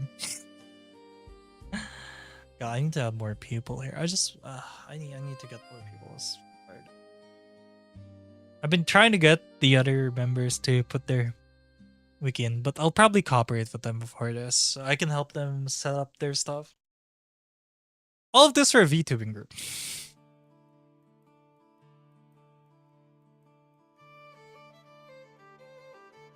Who's this weirdo? Ugh. What is nerd?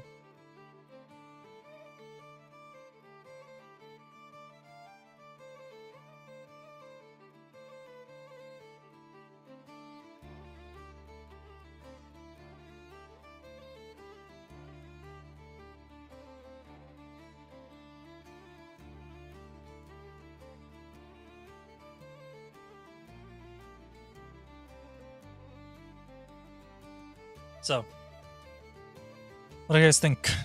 We have quite a lot. We have a lot of ground to cover, chat. But now that we have the map and the general summary for each country, we should be able to build out like RPG campaigns and stuff. I'm thinking like Dungeons and Dragons. It would be nice to have a homebrew campaign based in the arc. And now that I have the map and the description of each country, I hope it works out. Small amount of lore. Interview process to be a shard bearer. No. Shard bearers are basically already born with it. Right?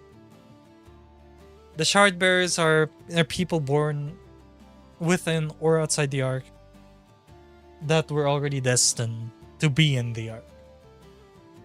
So if for some reason you question yourself, why am I in the arc? Maybe you're a shard bearer. Maybe you're needed here. The Celestials can only do so much tampering with space-time and like destinies that, you know.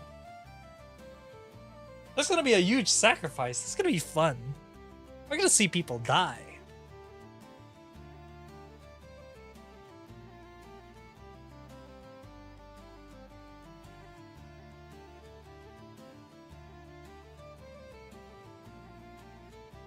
Small amount of lore.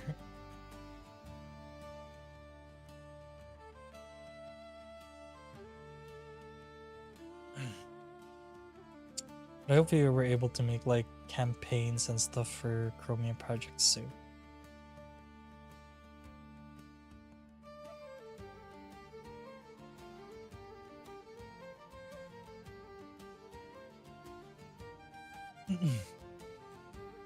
There's a lot I wanna explore, but it gives me, now that we have the foundation for the lore set up, it would definitely, I hope it helps other people like write their lore as well, because I know I asked people to write their lore, but I didn't world build, and honestly it was my fault.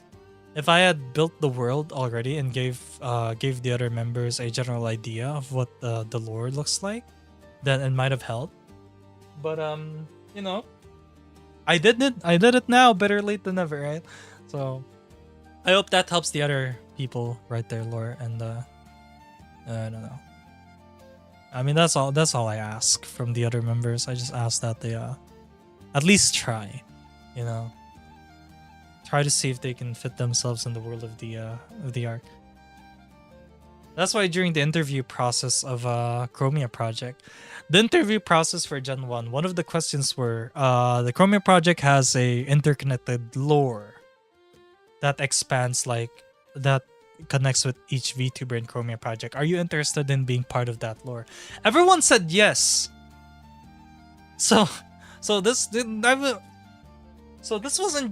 wasn't thrown on them, chat. It was part of the interview process for Chromia Project. It was part of the application process to be part of the group. They know there's gonna be a lore. They said yes. Don't at me. Don't at me, chat.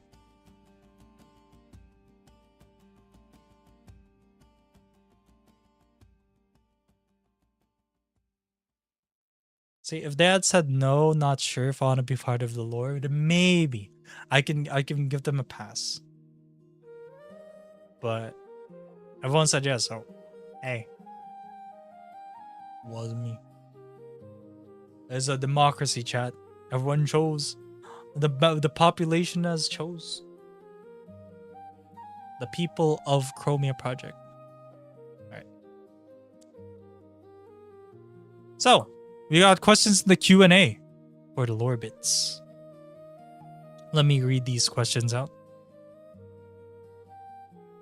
This is a question by UF. What do the border walls of each set of nations look like? Good question. Some of them have borders, have natural borders, like Fjordra, right? Fjordra is basically impassable because of its tall peaks and mountains.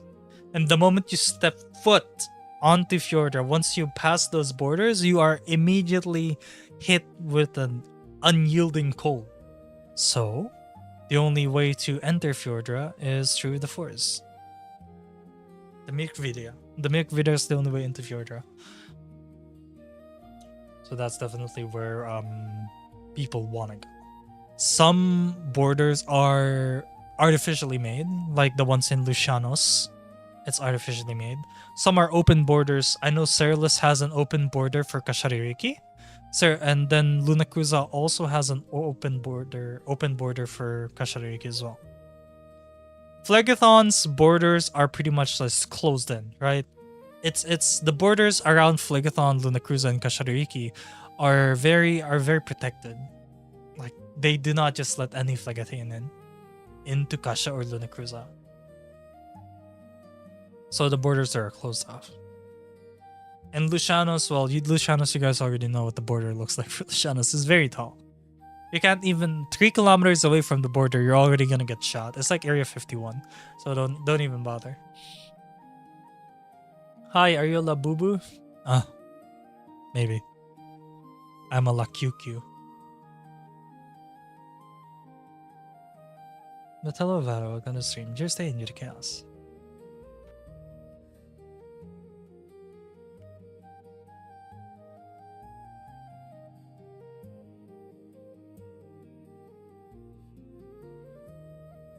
Yes, those are the borders.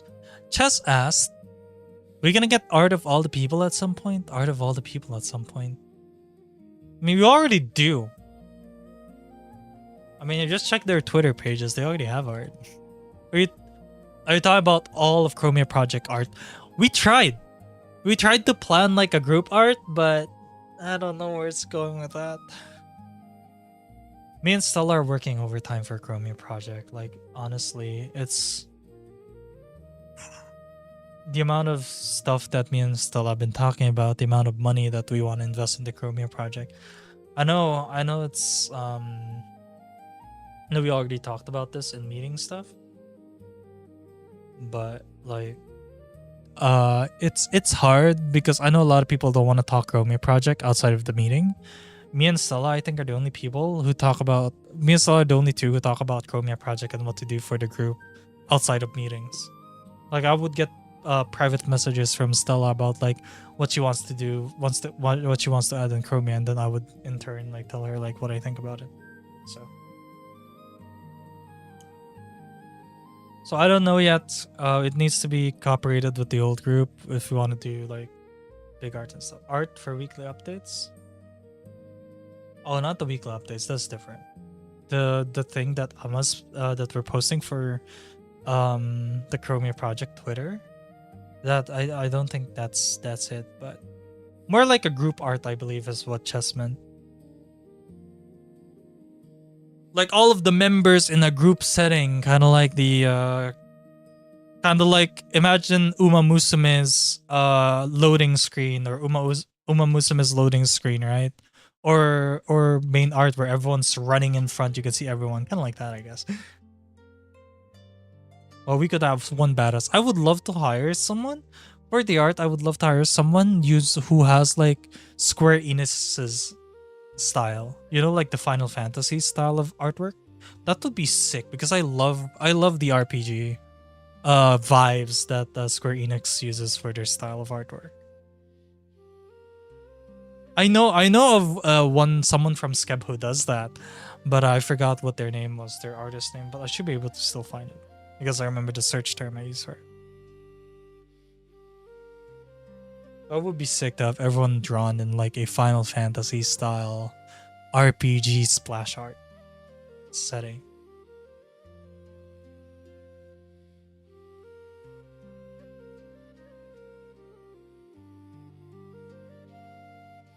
Yeah, it would be.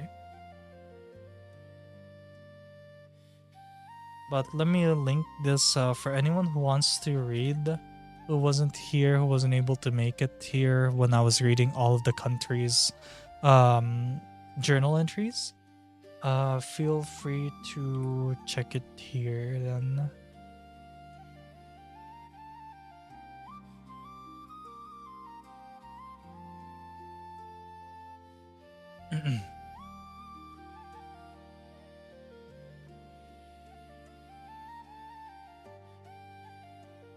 That's what Kyoshizaura sent twice in the cheap chat.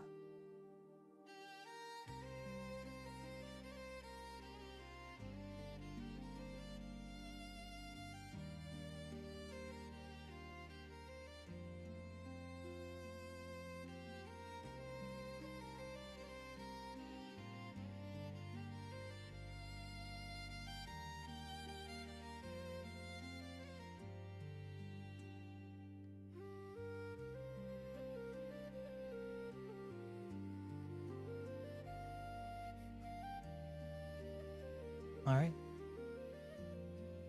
What else? More questions?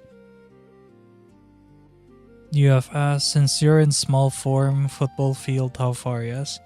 I don't know. I'm pretty heavy, so probably like 2 feet. You have asked, what would be the English of the world, aka the main language, when it's used for foreign communication? For the arc, we're just going to assume that everyone speaks their native tongue, right?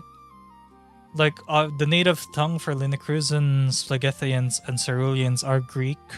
The native tongue for Lucians is Roman, like ancient Roman. For Fjordrans, it's Nordic. And for Kasha, it's Japanese.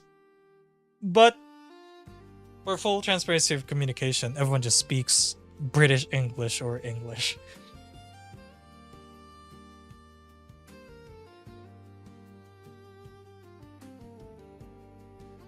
So, the magical properties, you could just chalk it up to magical properties, honestly. Everyone's able to understand each other, even though they speak their own native tongue. It's kind of like Tekken, you know? Because of the magical properties of the continent, everyone can just understand each other. Since basically, it makes sense because every being in the arc are connected through one source, and that's Ayla. Ayla created the continent. Ayla created the creatures on the continent, right? So we all share that bond to the goddess of chaos. So understanding each other isn't that hard if we're all connected celestially.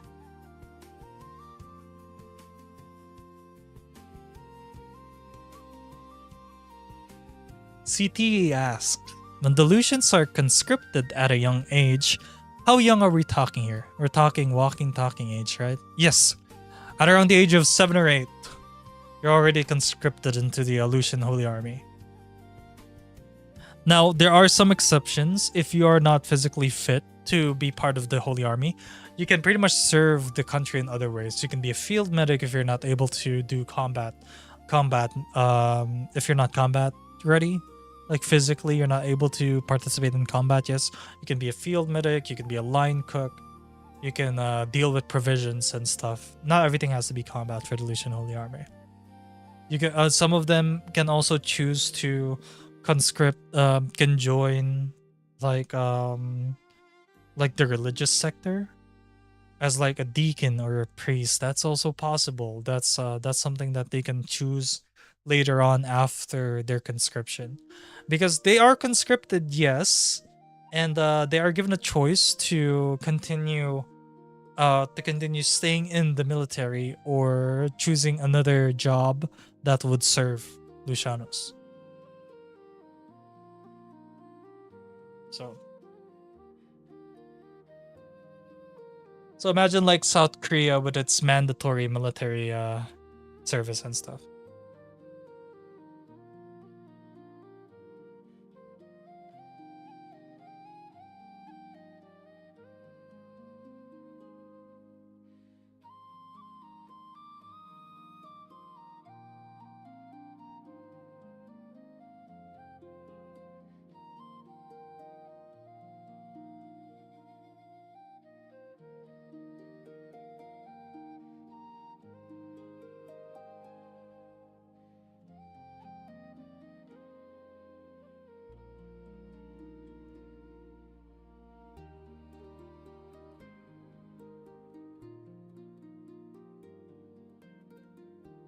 Let's see.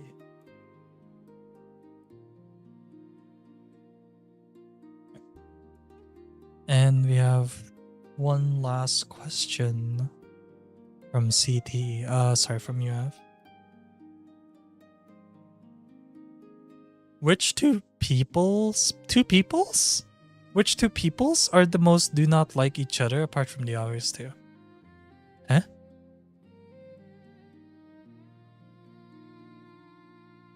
What?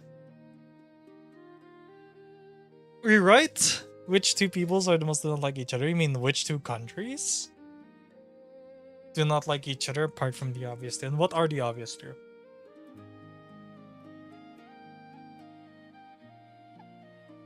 The only war that exists in the arc, that have existed in the arc, is between, at least recorded right now, written in lore from my small ass brain, is between Lucianus, Lunacruza, and Phlegethon. That's the only war. Kashariki, Fjordra, Cerealis, and Nova Azur, they're all chill. As least as far as I'm concerned. Because we don't know if anyone wants to write a war or something in there. Who's more racist to each other, basically? I mean, the angels think they're higher up than everyone else. So, Lucianus is the most, like, xenophobic. But everyone, Lucianus, Kashariki, Lunacruza, Fjordra, Cerealis, are all very racist towards Phlegethon. So that's it. Like, Kashariki and Lunacruza, they don't hate each other. They have trade. They do trade trade and economics and stuff. Fjordra as well. That's the reason why the point to Fjordra and Kashariki is also there. Cerealis also do trade with Kashariki. Basically, like, basically resources from the sea goes into Kashariki, and in return, Kashariki gives Cerealis, like, more land-based resources. So, again, that's the only racist thing that you'll have. Lucianus hates every other country, while every other country hates Phlegethon. Does that make sense? There you go.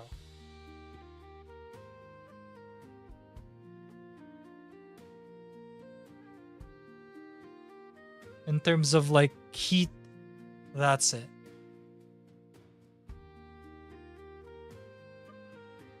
Yeah, Chess, UF wanted to know which countries hate which country.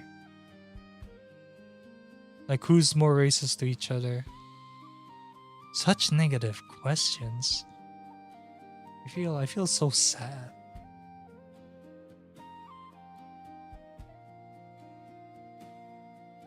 What two countries least likely to break out into war?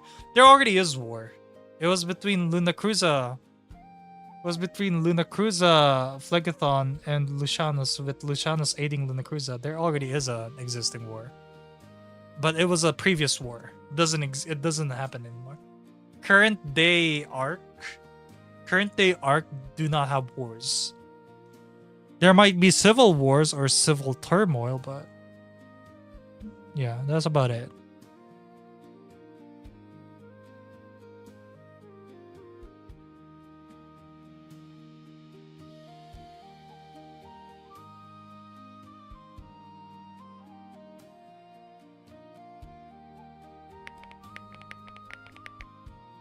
Actually, let me...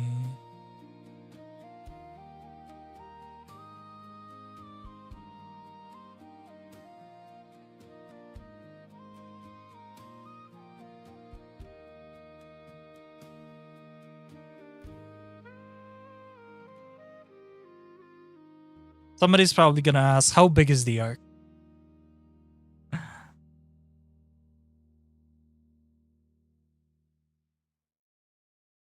Right? Like, what's the size? What size are we looking at? How big are the countries in the arc, yeah? Like, surely, if they're in the North Atlantic Ocean, like, surely it's not that big. It's about as big as Europe. It's about as big as Europe combined, not including. Of course, they're already not included, but just Europe in general.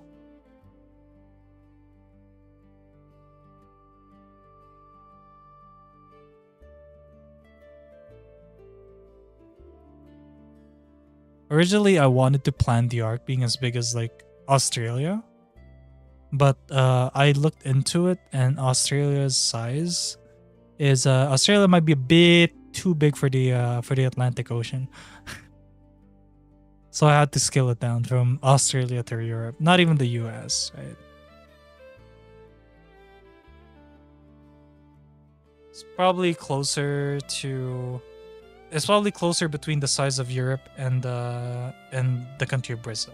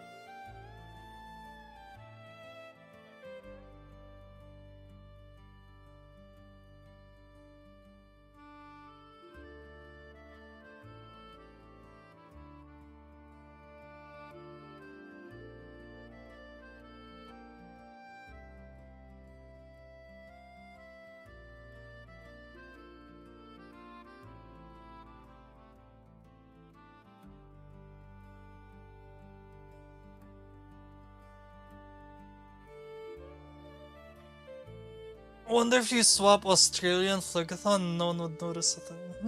They would.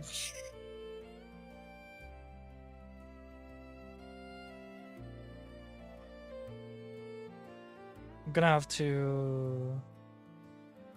to make some size calculations later.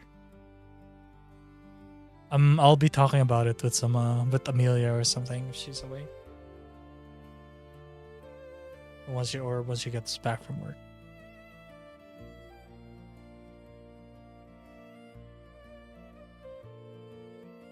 But that is it. That's all the lore that we have for Chromia Project. Again, my dream really. I just want more lore stuff into the group, and I know that's not a priority for a lot of people, and that's fine. But like, it would be nice to see what the other people will have in mind. What's the size of the arc specific? I can't answer that question. I'm gonna need to do some calculations later with Amy.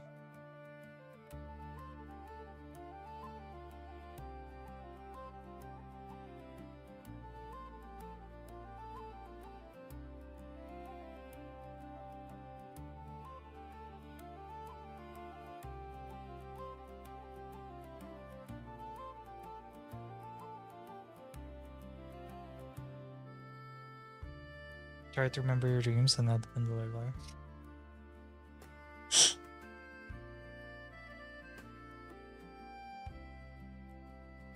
For now, news. Yeah, for now. I mean, I just gave Chromia Project the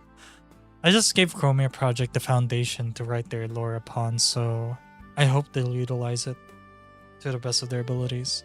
But I know it's not a priority for a lot of Chromia, for a lot of people in the group, so.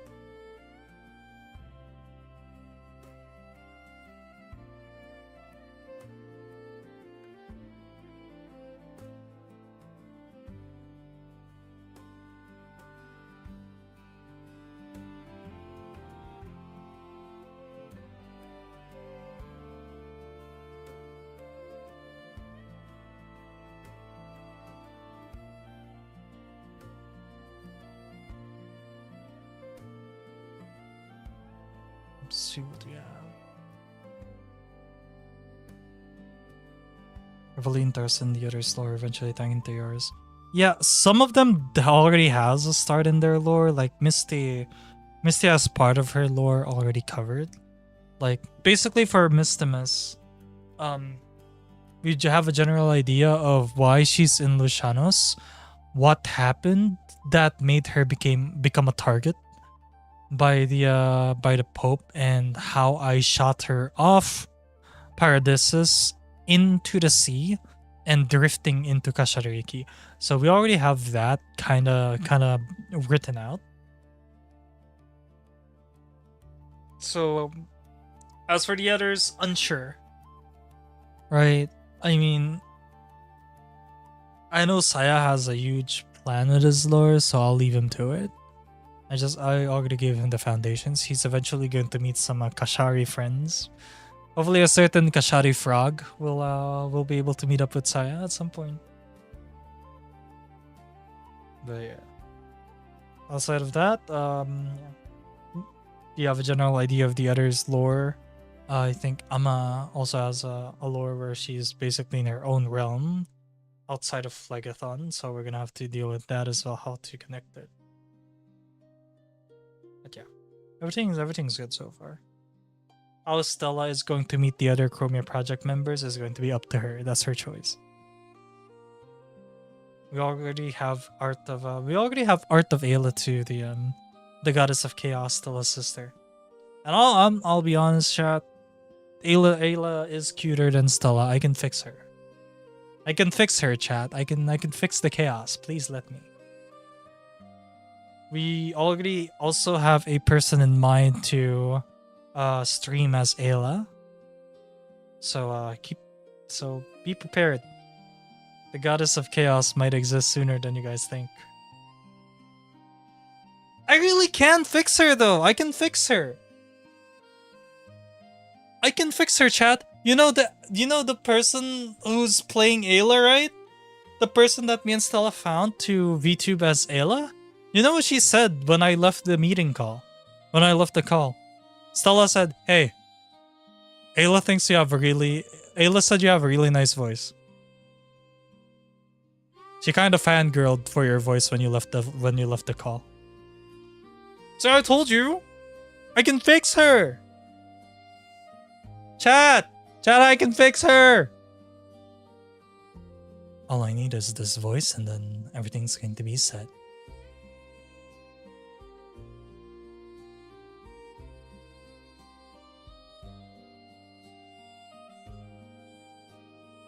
Why fix her when she can make me worse? Jesus.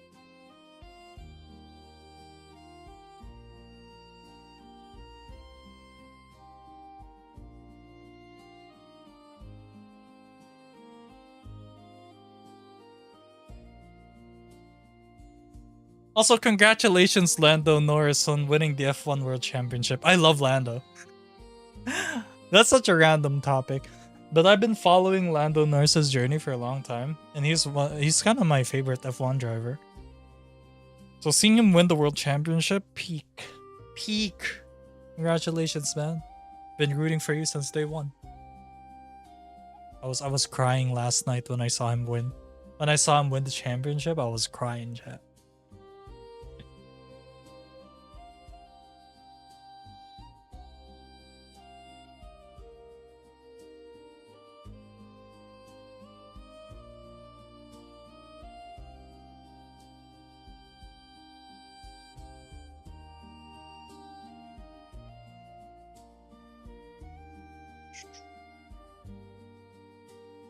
He beat Max Verstappen, chat. That's a huge achievement.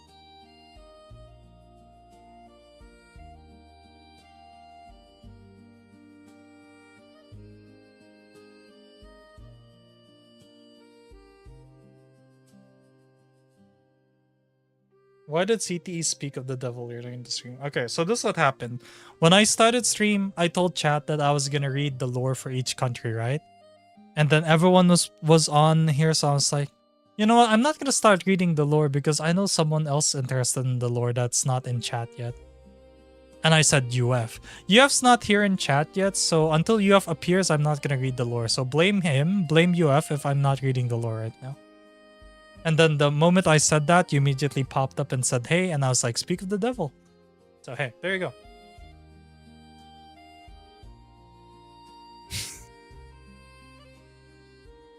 Because I was here for a good 30-40 minutes stalling chat. I don't want to read the lore without other people joining in. They're probably interested. I know you guys probably think, goddamn, Kyo really loves his lore. Chat, I've worked hundreds of hours. Several months, couple of years now into building my lore, and then now building Chromia Project's lore. Of course I'd be passionate about it.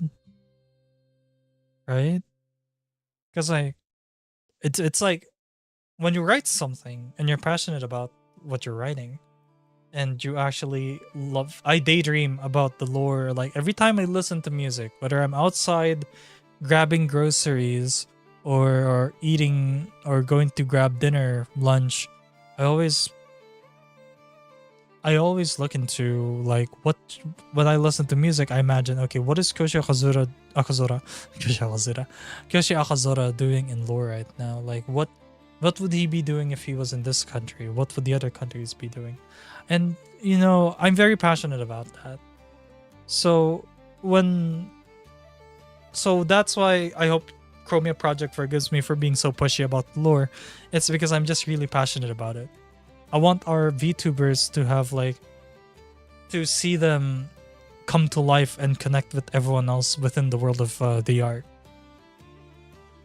And that's why I seem a bit too pushy when it comes to talking about the lore, because I really love it. I really do love the story that I've written. I've always wanted to make my own RPG when I was younger.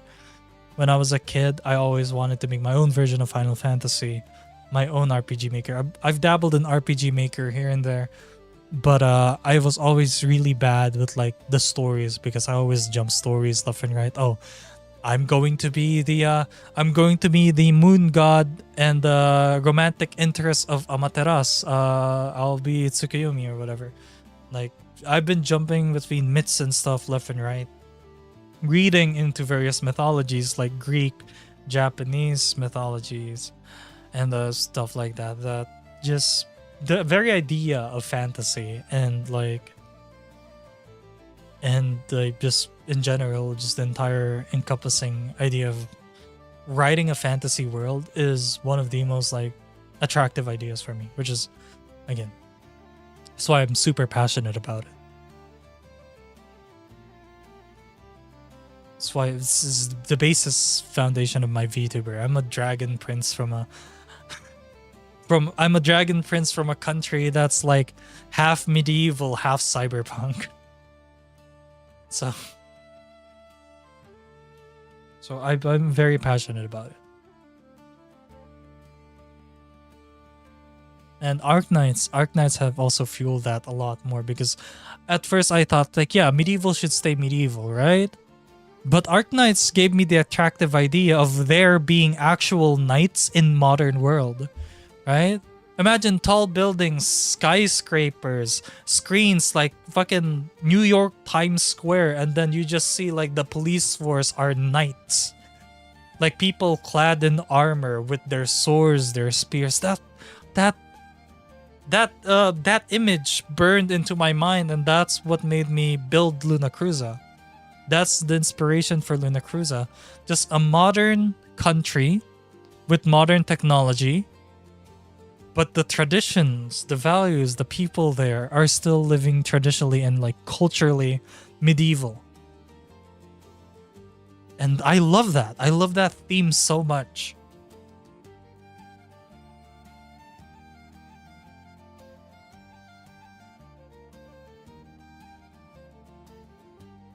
Like, it's not just some like it's not just another like, oh, it's just a fantasy with castles, villages, like horses, whatever. Then you have people living in wooden huts and like the brick walls of castles. No, Luna Cruza has buildings, skyscrapers, like arenas, domes, trains. Luna Cruza has a train station. Like, the entirety of Elysium City runs on the railway because Luna Cruza and dragons cannot fly. So you see these draconic creatures going into trains and stuff. It's crazy.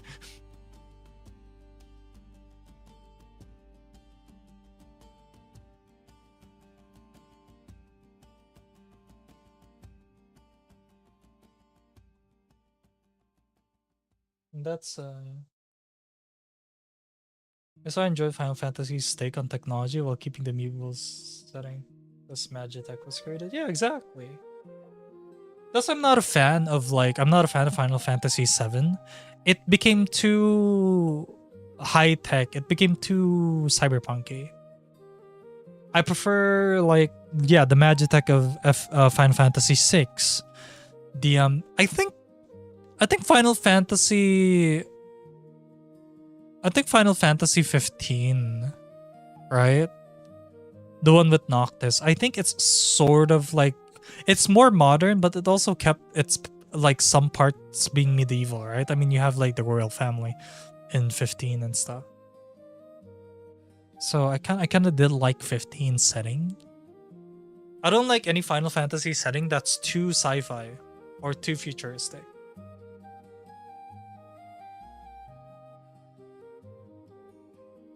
Also, it's Magitech with a K. Don't put CH on the end. They're gonna call you out.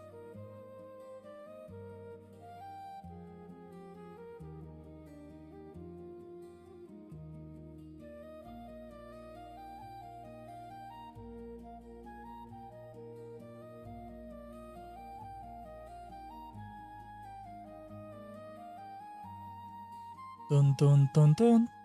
Max Verstappen.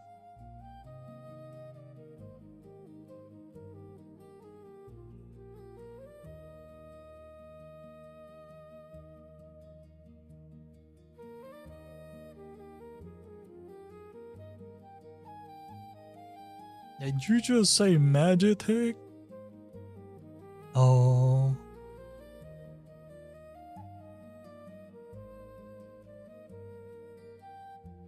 But yeah, hopefully you guys enjoyed the lore reading for the arc. I had a lot of fun writing it. So I hope you guys also enjoyed listening to it. I'll probably add more stuff later on, but I'll be posting the promotional material on around like January 25th. January 25th is where I'll do the posting on the Chromia Project this Twitter. I love seeing the map. I'm glad you enjoyed the map. I'm sure you also enjoyed the concept art for the map, right? It kind of looks like, see, this one looks like a giant man. Like, it looks like a very, it looks like the Michelin man taking a shit, and then that shit is Nova Azur or something. When I looked at this, it's like, I can't unsee it. It looks like the Michelin man taking a shit. So, you know, from that, I went to design the overall basis for the countries, and that turned into this. So it's pretty far, it's far off from like the concept art, but at least we managed to get it like done here. It doesn't look like Michelin man taking a shit anymore, although you might still think it's taking a shit.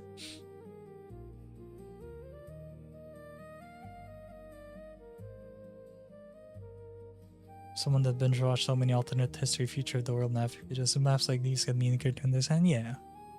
Originally, I wanted to put Lucianus down where Nova Azur is, but when I put it there, the map looked too uniformed.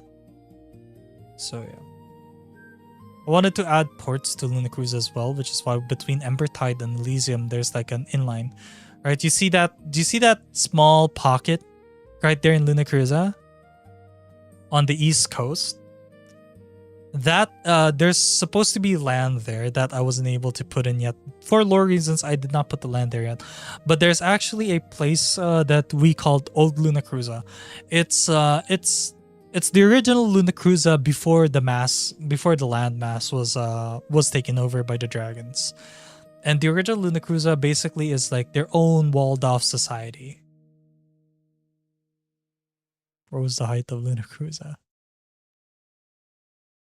And my sister actually is part of a huge storyline that covers old Luna Cruza. So Selenia Akazora, Kyoshi Akazora's sister, is the envoy for old Luna Cruza, basically getting their help for the oncoming chaos.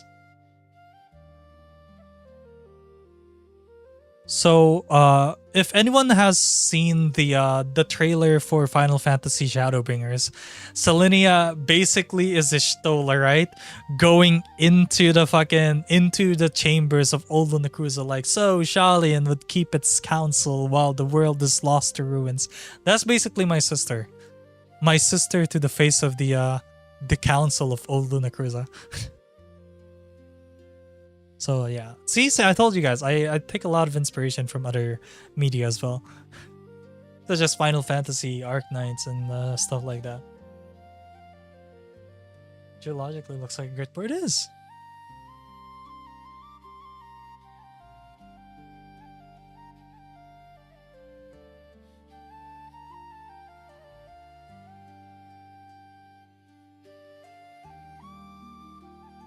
So your sister is giving off Crystal Exarch vibes. Not quite. Not quite.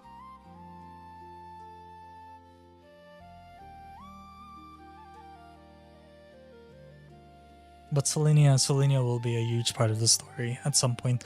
Not during the current time of the story, but Selenia will have a huge part once Generation 1 comes in. Once we're at the part of the story where we're preparing for chaos, which is around like 2026. So throughout 2026 and 2027, that's where the chaos arc begins. Like a whole year of like the continent being engulfed in the chaos of Ayla about to like be set free.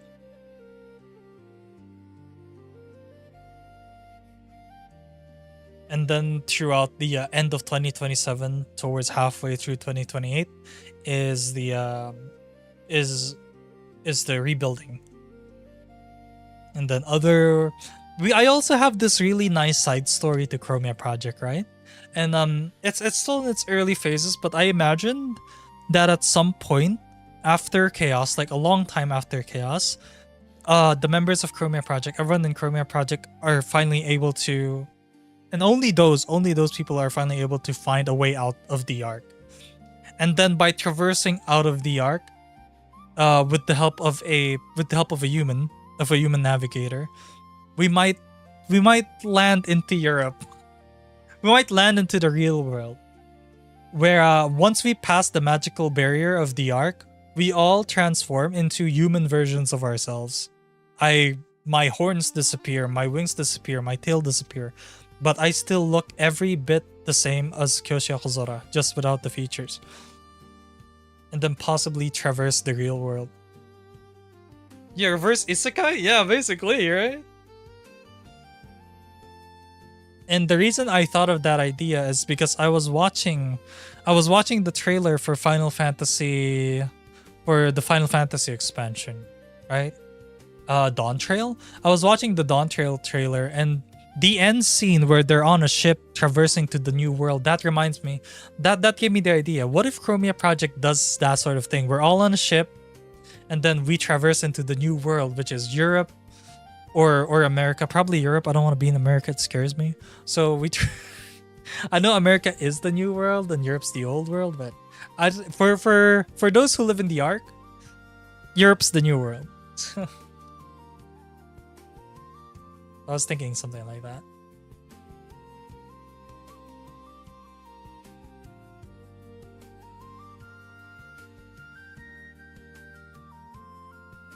So at some point, but I'll tell Stella about it. She doesn't know about it. You guys are the first to hear about this idea.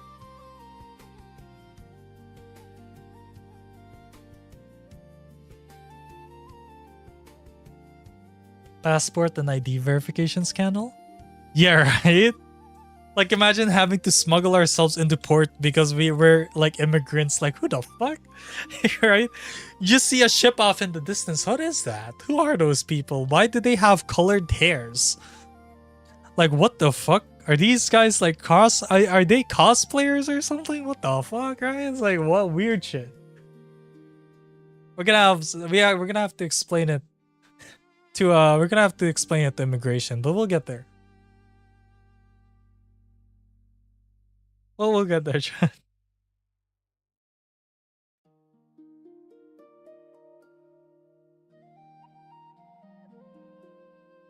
Teens nowadays cosplaying their hair so they're exotic way of dressing.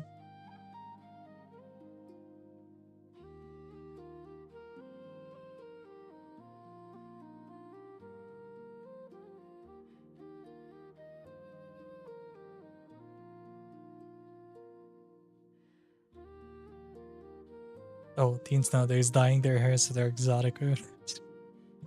Yeah. That'll be fun. That'll be fun to do.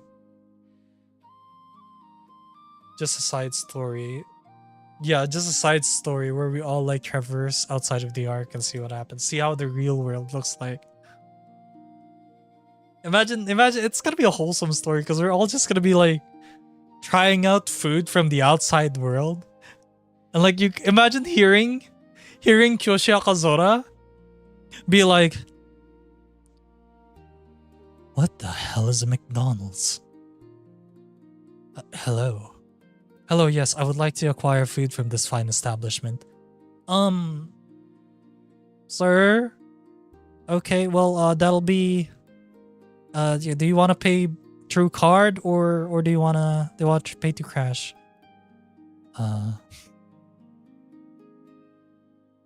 Imagine. That'll be so funny. Going through a drive-thru? Hello? Hello, this is welcome to McDonald's. And I'd be like, oh my god.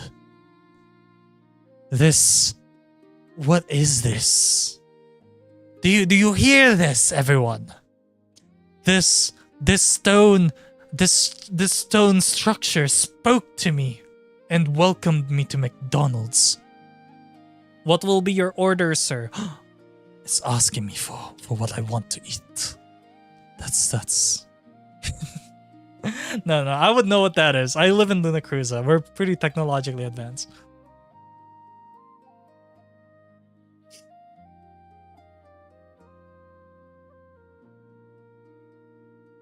I mean, it's not like the Ark was fully...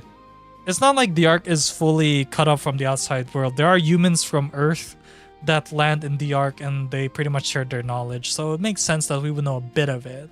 We're probably not all gonna be like confused as fuck. Well, tonight's streaming, you want to include stuff your friends have to eat in the current post offensive. Alright. Everyone's just gonna call y'all Chunibyo. Why? Hell no, we're not Chunibyo.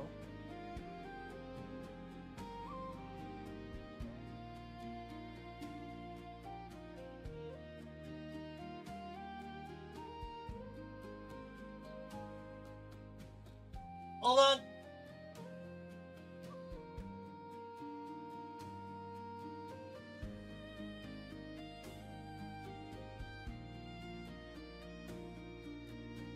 Again, we are opening the story of the Ark for it's well all VTubers. Everyone's welcome to try to use the Ark as a setting for their lore. Just be realistic about it. Don't be like, and I suddenly overthrew Prince Kyoshi. I'm the new ruler of Luna Cruza. That's not how that works. So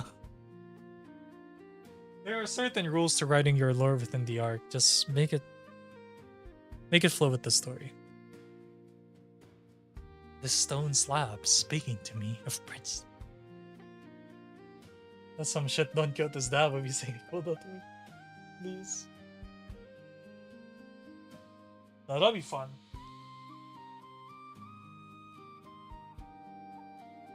Then imagine like going to IKEA, right? And I'm like, oh, I like this bed. This bed looks very comfortable. Can I take it home? Please just deliver it to my chambers back in Luna Cruza. And then they deliver it in a box and like, what is this? You expect me to build this myself? Oh, this insolence.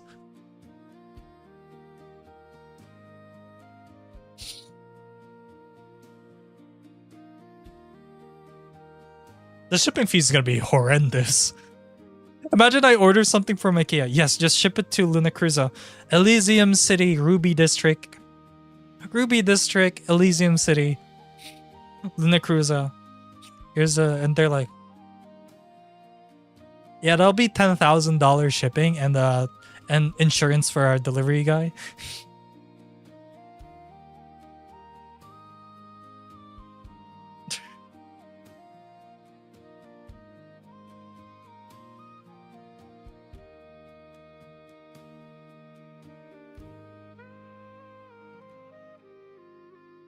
Imagine stepping foot in the Philippines when the ARC members join, like going to the Philippines. Science is gonna be like, I'm melting, and then those from Phlegethon gonna be like, ooh, comfy. It's pretty chilly in here. We're all gonna have funny moments. That would be a fun one shot. That would be a fun like side story, like Chromia Project in various countries.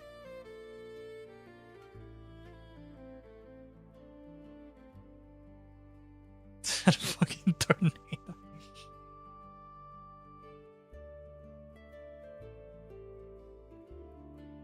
Just eat this white glowing rock and suddenly a finish.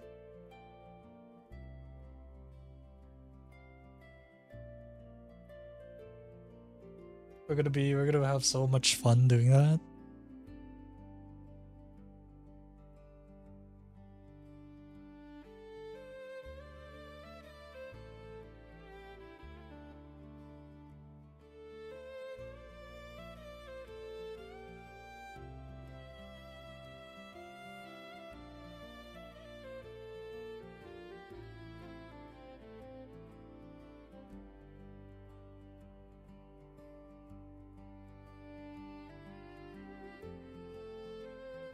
Alright. But anyway. Makes me wonder how many of us decide to use the arc as a setting for our lore. Feel free. I would love to read it.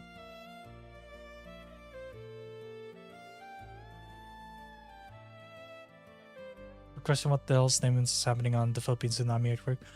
I don't know what you guys think of the Philippines, but it's not as destructive as you guys think. The only things we do have are typhoons. Earthquakes have been happening frequently recently, but not to a huge extent. Although I do feel bad for those in Cebu. They definitely have a very destructive earthquake recently. But tsunamis rarely happen here. So mostly just typhoons and the occasional earthquake. To be fair, like compared to Phlegathon, the entirety of Earth is probably still nice. Oh, you know what? Wait, never mind. No, the moment the Phlegathian steps foot into the USA, one thing's for certain. I know what the Phlegathian would say. Wow, this country is much more fucked up than us. I agree. Hey, is that random guy being dragged by that by that, what is that? Is that their police force? Yeah, he's being dragged against as well. They don't even do that in our country. I know, crazy. We're not going there. We're not going political chat. Nope. We're stopping there.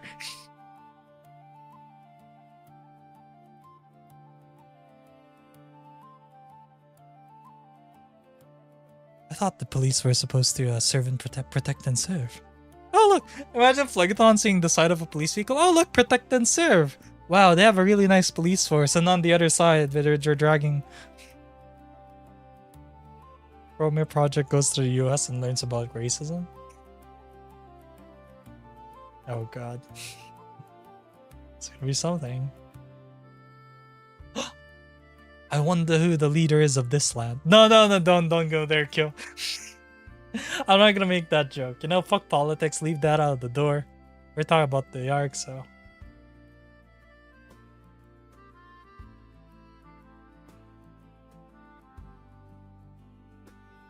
Cancel speedrun? I don't think I'm gonna get cancelled because that's not really the only way I would get cancelled. I won't get cancelled because I'm a left-leaning individual. My political ideals are left-leaning, so I'm not gonna get cancelled. If I was a bit more right, maybe I'd get cancelled. Alright, enough. Enough.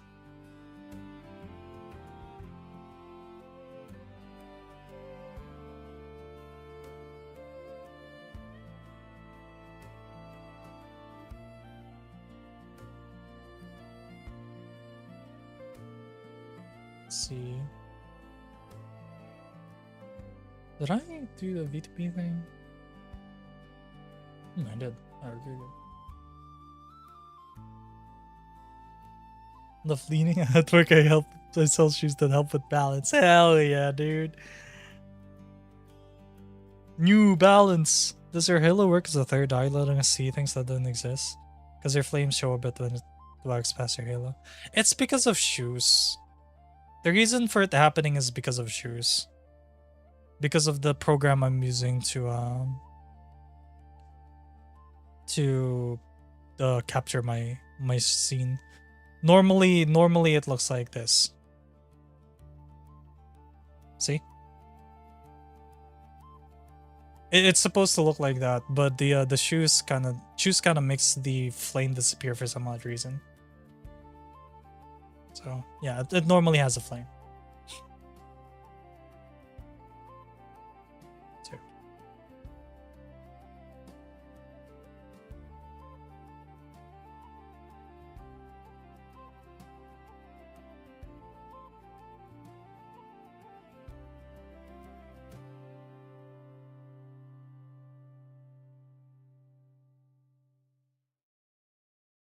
I still need Halo taste test. You do not want to taste my Halo. That's one way to die instantly.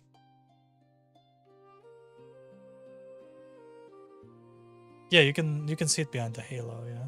When it wags past the halo, you can see the flame.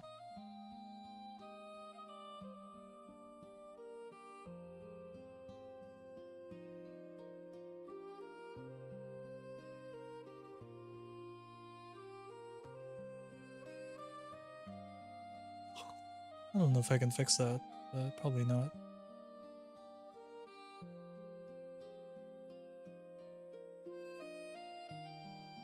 Ranking Chromia Project based on who tastes the best. Hey, yo!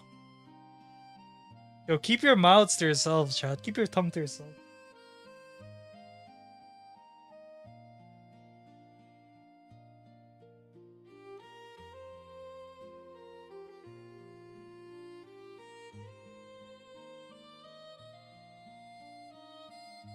Dragon is supposed to be a popular food.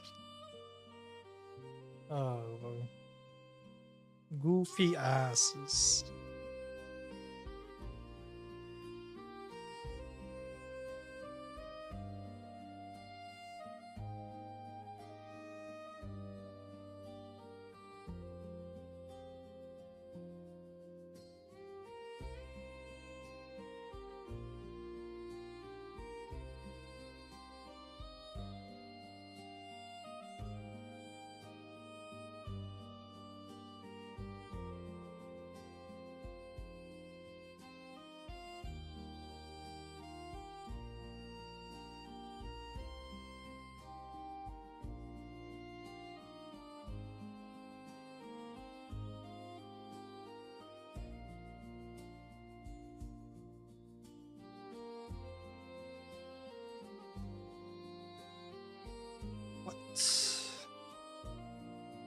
No thick ink.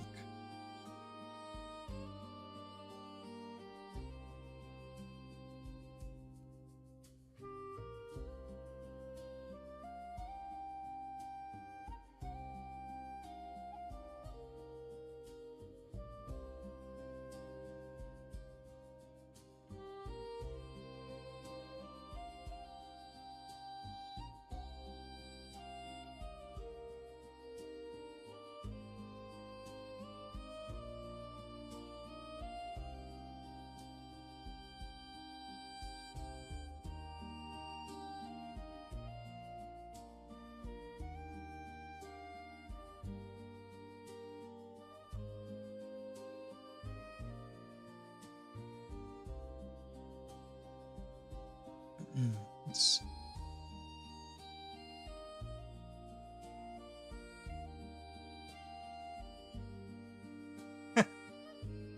Scared little guy.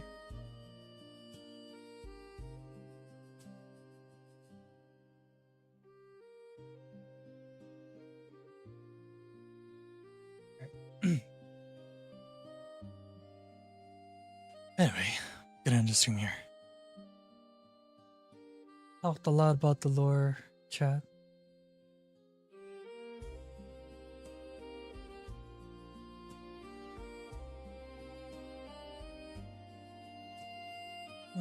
Let's see. Who's this?